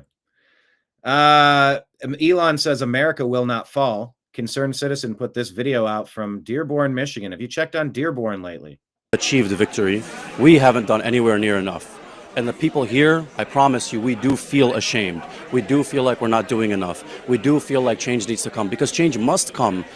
And in the form that it must come is that this empire, the American empire that's been hurting our people since the beginning, the imperial Western powers that have been hurting our people since the beginning, they must fall. And inshallah they will fall. And my message to the people of Gaza and the oppressed peoples across the world is that there are people here, both young and old, who are going to be willing to fight and are willing to put their lives and everything they can on the line to bring these empires down, because they must come down. Achieved. So if that's actually in Dearborn, Michigan, like that's someone trying to tear our country down. The city of Dearborn, Michigan is 55% Muslim now. Check out our show on the Unhappy Hour. Guardians playoff start today versus the Tigers, and the Browns defense looks legendary. I mean, Cleveland can actually come from like 13, 15 games behind this season to maybe win their division if they can take 2 out of 3 from the Tigers and then take care of business against the Rangers. So just consider the playoffs starting today. It's nice to have baseball matter this time of year. September, October baseball, nothing like it. Nothing quite like it. So Kamala Harris called President Trump a communist, but now she's supporting a communist, Zohran Mamdani. As a sort of talent spotter in the Democratic Party, what do you think of him and his candidacy? And what do you think of mainline Democratic shyness and agitation about the prospect that he's going to win? Look, as far as I'm concerned, he's the Democratic nominee and he should be supported. Do you endorse his candidacy? I support the Democrat in the race, sure. But let me just say this. He's not the only star. I know that, he's in New York, and I know New Yorkers think they're the center of the world, and here we are in New York having this interview. It is the biggest city in the country. And I love New York, as the saying goes. I really do. But, I mean, there are people like Barbara Drummond in Mobile, Alabama, Helena Moreno in New Orleans. They're all running for mayor, too, and they are stars. So I hope that we don't so over-index on New York City that we lose sight of the stars throughout our country who are right now running for mayor and many other offices, governor, and so on. So that's where I am. We got a big tent, and we got a lot of stars. 2026 is shaping up to be an election that is going to be filled with Democratic primaries, though. Big tent and a lot of stars? Who is she considering to be a star?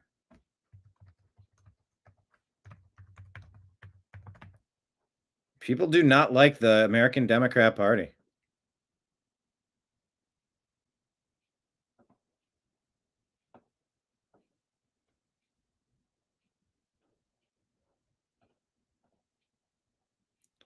Oh, man. Oh, that's not good. Oh, I just saw a terrible video. Maybe I'll share with you. As a sort of talent spotter. A talent spotter. Oh, please. Dr. Eli David says priceless. Kamala Harris is a talent spotter. That's her title now? She's a talent spotter. Okay, good luck with that.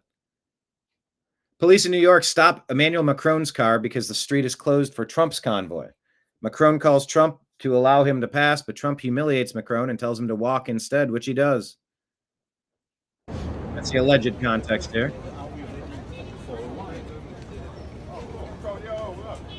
Macron's just allowing his country to be invaded and overthrown.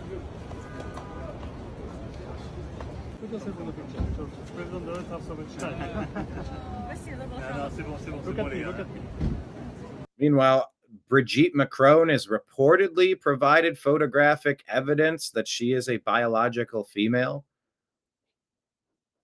contradicting Candace Owens' claims. I'm curious how that develops. It's a lot of she said, he said, or she said, she said, however you want to say that. Yeah, Macron, he's not one of the good guys.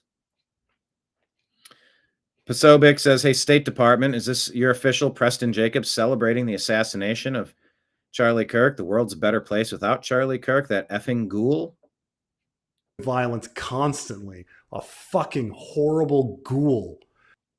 Okay. I don't know if that person's ever watched the videos that doesn't match anything I've watched.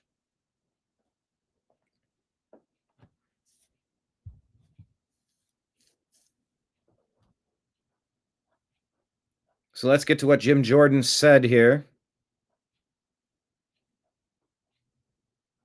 Hang on, where's the Jim Jordan post?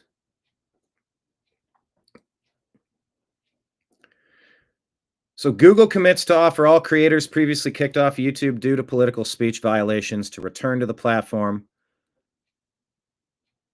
Well, here.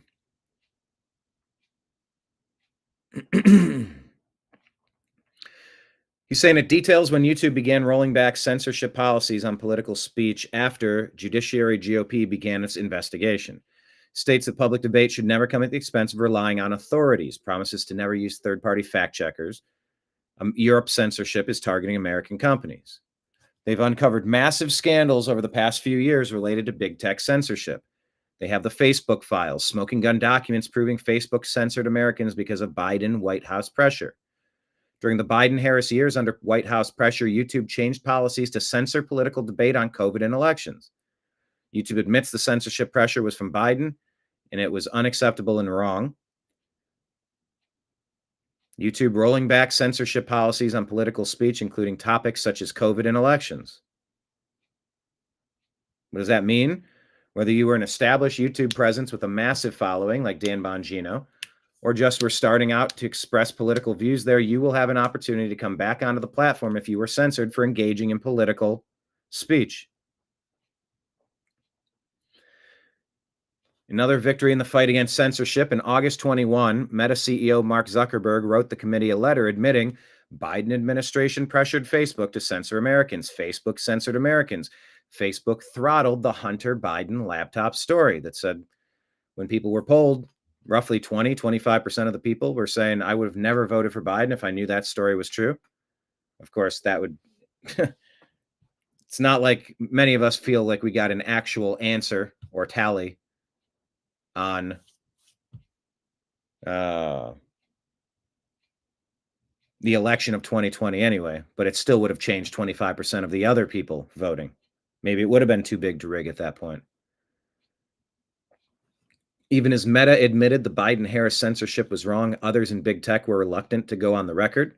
Now Google is acknowledging for the first time that it too faced censorship pressure from the Biden White House, and that pressure was unacceptable and wrong. YouTube making changes to the platform to prevent future censorship. YouTube committing to the American people it will never use outside so-called fact checkers to censor speech. No more telling Americans what to believe and not to believe. YouTube is also trying out community notes. Elon Musk was ahead of the curve. Meta followed suit, and now YouTube. Now YouTube confirms that Europe is targeting American speech and innovation. Here it admits that European social media laws place a disproportionate regulatory burden on American companies. YouTube warns that Europe could force companies to remove lawful and social media content and could risk freedom of expression within and outside of the EU. That's right, Europe wants to censor your online speech, even if you aren't in Europe.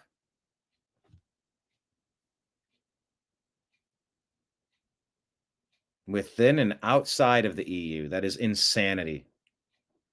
Europe has been overthrown by tyrants and dictators and backward globalists. This stuff has to be reversed immediately.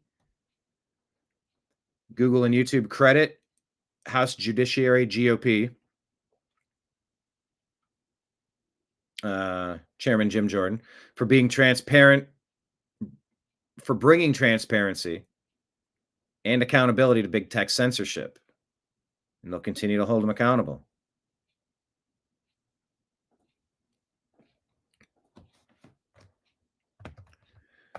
John Odermatt says, does this mean that Lions of Liberty will no longer be shadow banned? I'll believe it when I see it. And we'll say we're asking, John has been on our show several times. I've been on his. The same exact question at John O-D-E-R. I hit tab. There we go. However, are also demanding $1 million for our channel for every year we were denied our civil liberties as restitution in a class action case. So YouTube, Google, Meta, FB, IG can put their money where their mouth is. There we go. I decided we want $1 million a year for every channel like ours that we were denied civil liberties as restitution in a class action case.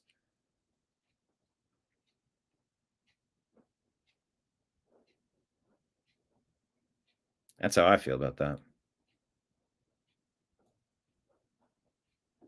The Cleveland Browns held a moment of silence for Charlie Kirk before the kickoff. That's the right thing to do.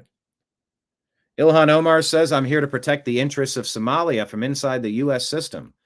Phil Mickelson, the golfer, says our elected officials are legally and ethically required to protect America's interest, not in other countries or in other religions or another kind of law like Sharia. This shit needs to end. This guy is told in Europe, you're quite openly Jewish. If you choose to remain here, you'll be arrested for breaching the peace. In Sadiq Khan's diverse and inclusive London, police threaten you with arrest just for being Jewish in areas of the city. That people might take offense to that.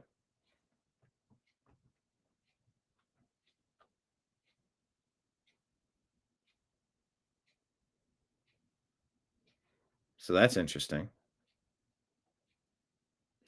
If anyone out there reads the Bible, this Kentucky girl saying, I'm starting to read it and using Erica Kirk's app to read it in a year. I want to use an actual Bible too. The only Bible I have is a King James version. Is there an easier version to read, but one that still feels sacred, I guess?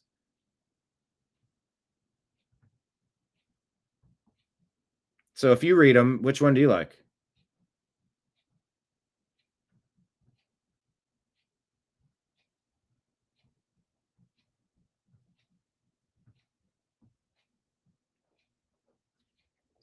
Libs of TikTok reports that Lauren Nash, a meteorologist for NSW New Orleans, allegedly made this post online suggesting that the funeral for Charlie Kirk was exactly the same as a Nazi rally. Can you believe that crap?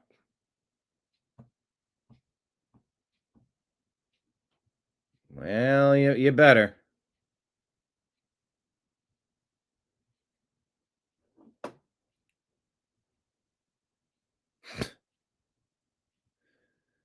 This picture looks like it came from the images I saw shown at Dachau. Nazis, Nuremberg, Hitler.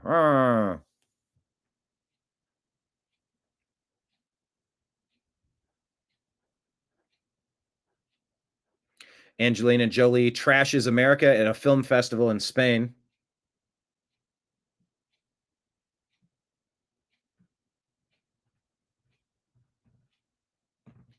I don't recognize my country.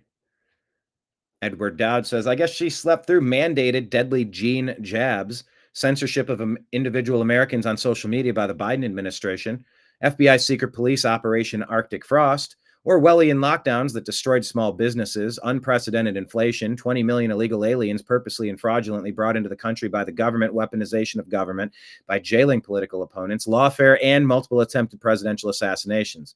It was a long nap.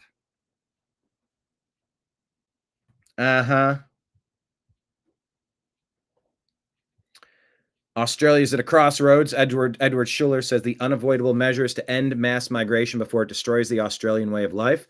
Mass migration is eroding our values, morals, and common purpose. Australia is not a land of foreigners. It's a land of settlers, explorers, and stewards. Warns of a housing crisis, rising crime, and wage stagnation. Says we're becoming a collection of ethnic enclaves. Calls on Australians to rise up, fly the flag, and reclaim identity. Now is the time to draw on our heritage one people, one destiny. God bless Australia.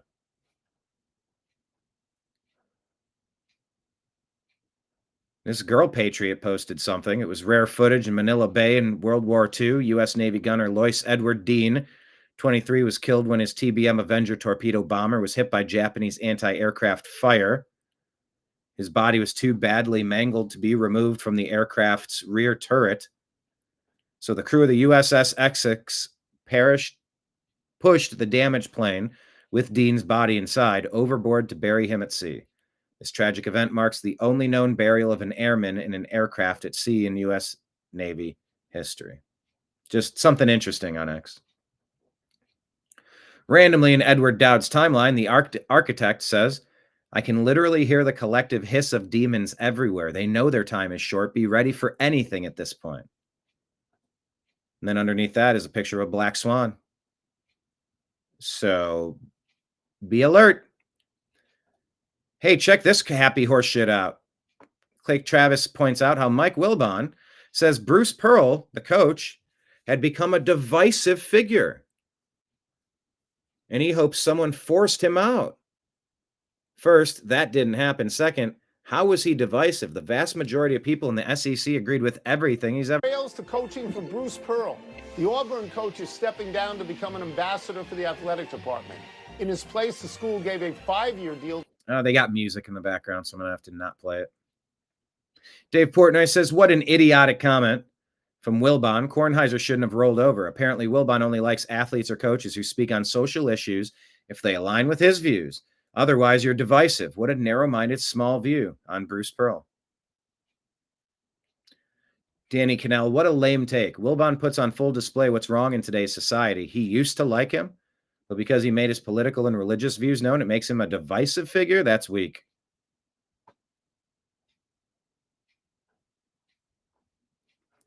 Tiffany said, Jimmy Kimmel averages 126,000 views per episode. Let's see if my chili dog can get more views than Jimmy Kimmel. It's been hearted 327,000 times. That's a pretty good post. I'd like to recreate it. Elon posts for Charlie. Even in death, Charlie was able to help bring President Trump and Elon Musk back together. And, you know, they're sitting there talking, and some people are saying they're making hand signs.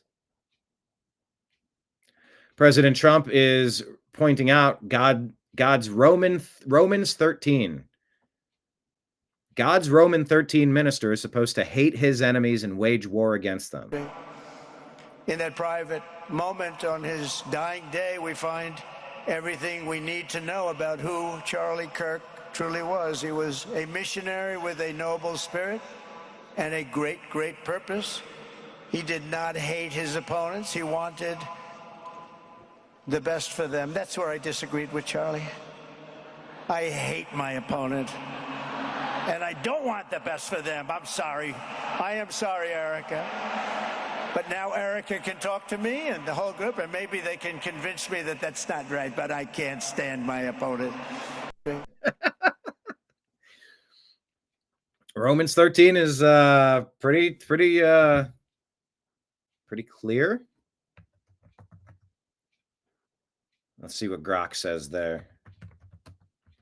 Because the mistaken ideology is that Christians have to turn the other cheek and suffer abuse. That is not the case. Romans 13 is a chapter in the New Testament written by the Apostle Paul, focusing on Christian submission to governing authorities.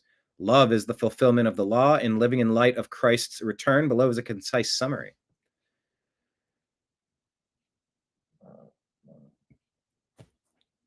How concise can I make it?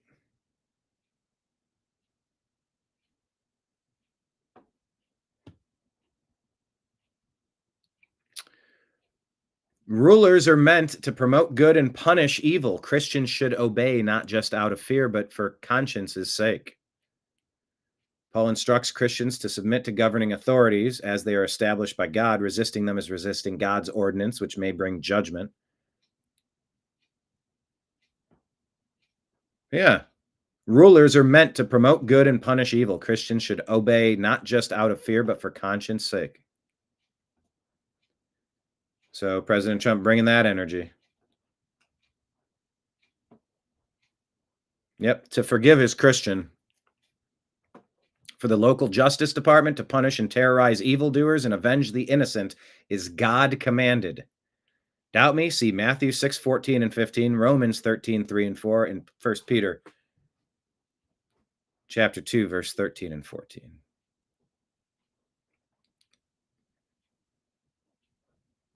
And that's sort of what Stephen Miller had to say here at the Charlie Kirk event. The light will defeat the dark. We will prevail over the forces of wickedness and evil. They cannot imagine what they have awakened. They cannot conceive of the army that they have arisen in all of us.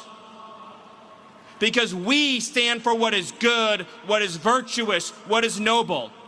And to those trying to incite violence against us, those trying to foment hatred against us, what do you have? You have nothing. You are nothing. You are wickedness, you are jealousy, you are envy, you are hatred. You are nothing. You can build nothing. You can produce nothing. You can create nothing. We are the ones who build. We are the ones who create. We are the ones who lift up humanity. You thought you could kill Charlie Kirk? You have made him immortal. You have immortalized Charlie Kirk. And now millions will carry on his legacy. And we will devote the rest of our lives to finishing the causes for which Charlie gave his last measure of devotion. Stephen Miller. I mean, that's sort of the energy I'm looking for out of a church. You know, I don't want to hear whataboutism. That's what I got week 1. I don't know. I just, given the times that we're in, I want to hear more messages about that. Romans 13, I want to hear about defense. I don't want to hear whataboutism. I don't want it to be a footnote. You cannot defeat us. You cannot slow us. You cannot stop us. You cannot deter us. We will carry Charlie and Erica in our heart every single day and fight that much harder because of what you did to us. You have no idea the dragon you have awakened. You have no idea how determined we will be to save this civilization, to save the West, to save this republic. Because our children are strong, and our grandchildren will be strong, and our children's children's children will be strong. And what will you leave behind? Nothing. Nothing. To our enemies, you have nothing to give, you have nothing to offer, you have nothing to share, but bitterness. We have beauty, we have light, we have goodness, we have determination, we have vision, we have strength. We built the world that we inhabit now, generation by generation, and we will defend this world. We will defend goodness, we will defend light, we will defend virtue. You cannot terrify us, you cannot frighten us, you cannot threaten us, because we are on the side of goodness, we are on the side of God. And to my friend Charlie, to my brother Charlie, I know you are looking at us right now. I know you're watching Erica right now. I know you're watching your children right now. And I promise you, my friend, I promise you, my brother, we will prove worthy of your sacrifice. We will prove worthy of your time on earth. We will make you proud. We will finish the job. We will defeat the forces of darkness and evil, and we will stand every day for what is true, what is beautiful, what is good, and we will achieve victory for our children, for our families, for our civilization, and for every patriot who stands with us. God bless you. God bless Turning Point. God bless Erica. God bless the Kirk family. God bless our heroes. And God bless the United States of America. Thank you. Stephen Miller, everybody. Jay Plemons says, but if you do wrong, be afraid, for he who is in authority does not bear the sword in vain. For he is the servant of God, an avenger who carries out God's wrath on the wrongdoer. Romans 13:4. William Wolfe said, I want to live in a country where the evil are terrified and where the good and faithful and moral people live in peace. That's Benny Johnson going full Romans 13 at Charlie Kirk's memorial service. This is the message we need to be using. Trash Panda loves Miller. Footnote, is that when you step on a Post-it? Waka, waka, waka.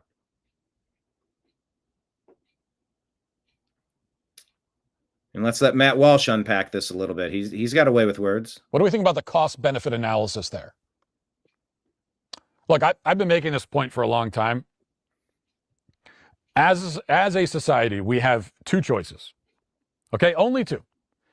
Either we are going to inflict severe, merciless suffering on the criminals, the violent degenerates, the sociopathic predators, the dysfunctional, the barbaric, or we're going to allow severe, merciless suffering to be inflicted on the innocent. Yes, it's one or the other. The women sitting on the train after work, the pedestrians walking their dogs in the park, the Uber drivers, the gas station clerks, and so on.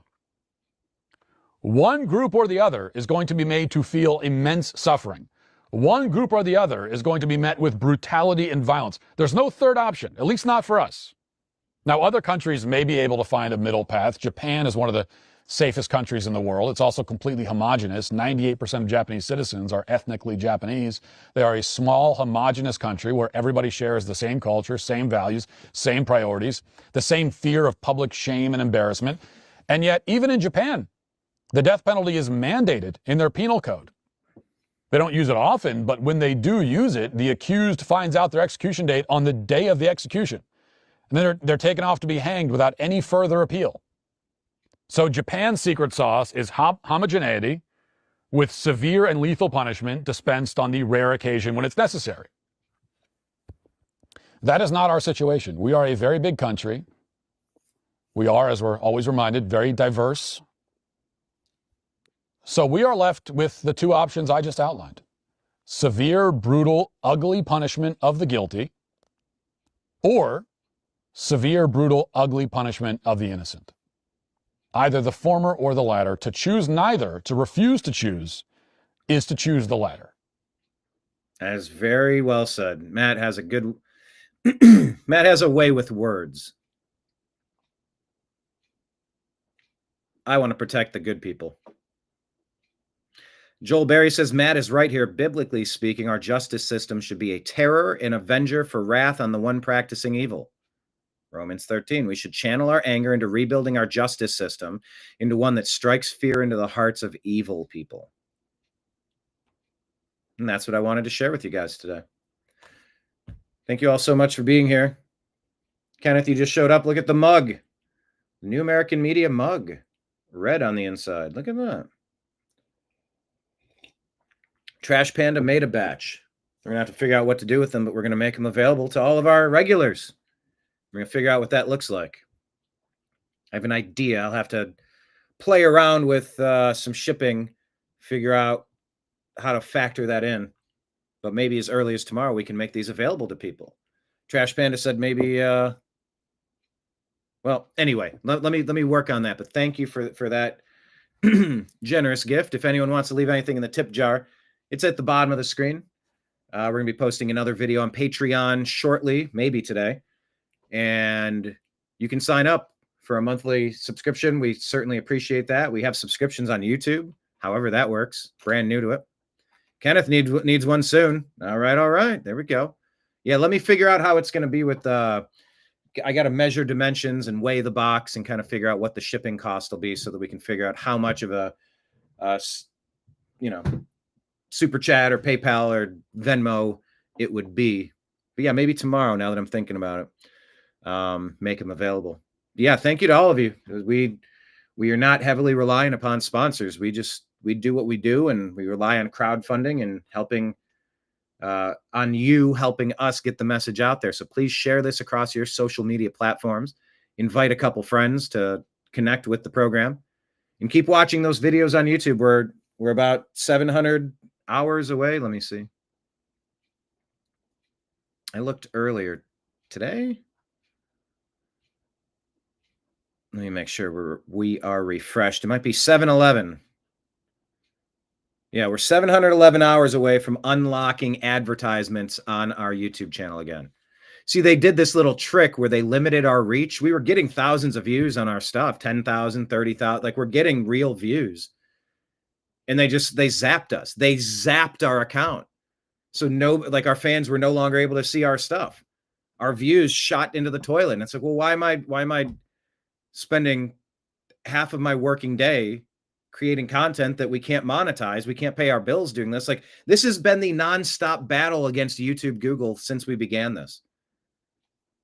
The more successful we are, the more punitive they become, because we're taking money out of the mouths of their lying legacy media outlets. They called them authoritative sources.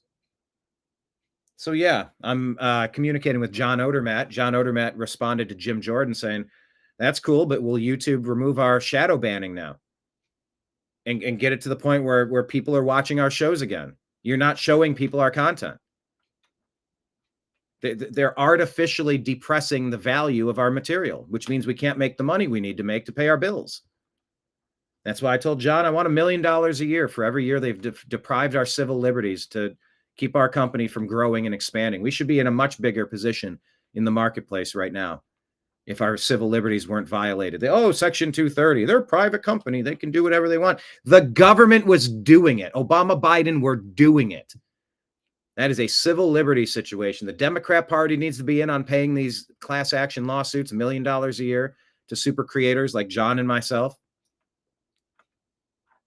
Google, YouTube needs to be paying a penalty for this. Otherwise, it's just lip service. Same with Facebook, Meta. So if you can date this back to 2019, that's one of the years people are saying that's 6 years ago when things got wonky. Across platforms, that would be $1 million a year from Meta and $1 million a year from YouTube. 12 million minus 30% for attorney fees. For whatever reason, we have to do that. That feels excessive too. Do you have any idea what we'd do with $9 million? $8 million. Do you know the building that we would buy, the people we would employ,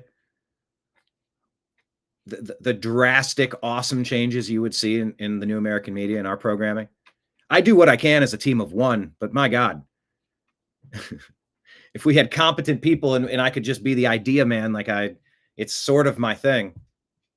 Yeah, we'd be able to rival a lot of things that are out there. So we're going to follow this story, Google admitting all this stuff on the heels of the Facebook files, and Lord knows what Twitter has done to stifle free speech and our ability to express ourselves and earn a living doing so. Long time coming.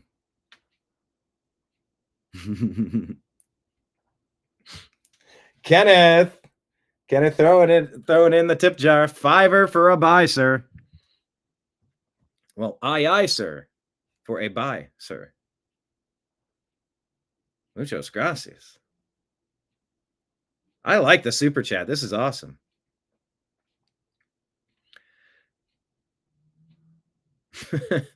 What would I do with it? As a half owner, I know what I would do. I already have the building picked out. I know exactly where to put the headquarters. I know exactly, and I know who I'd hire for. I know.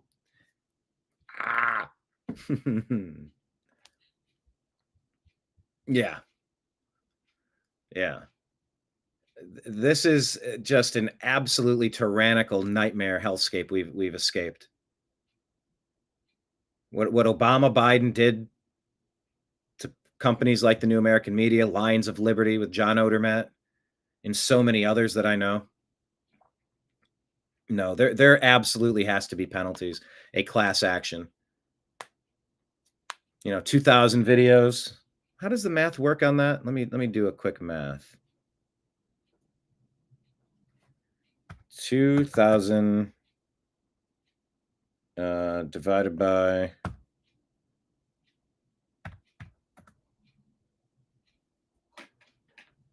man, Grok is just a mess. It keeps saying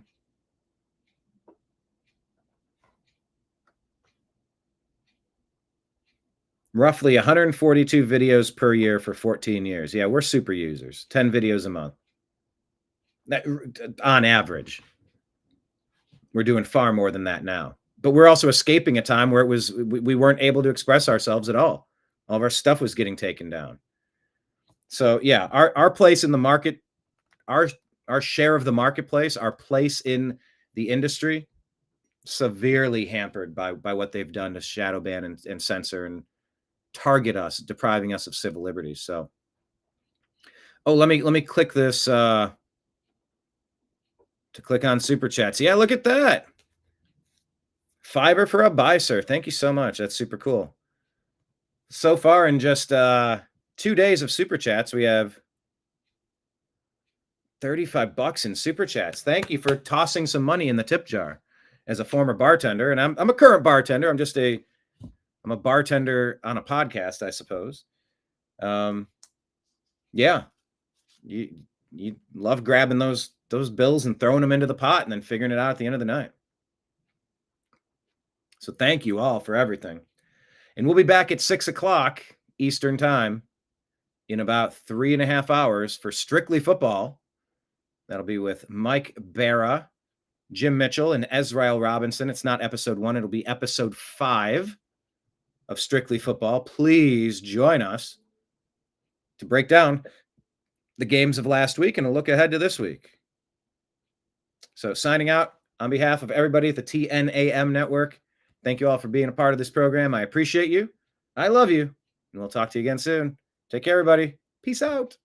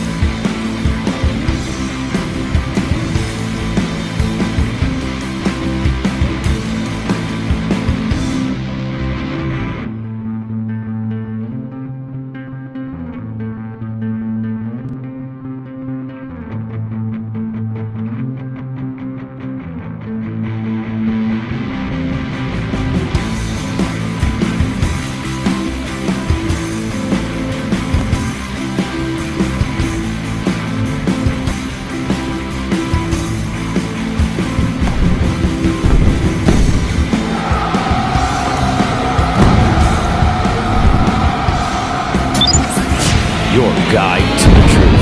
TheNewAmericanMedia.com.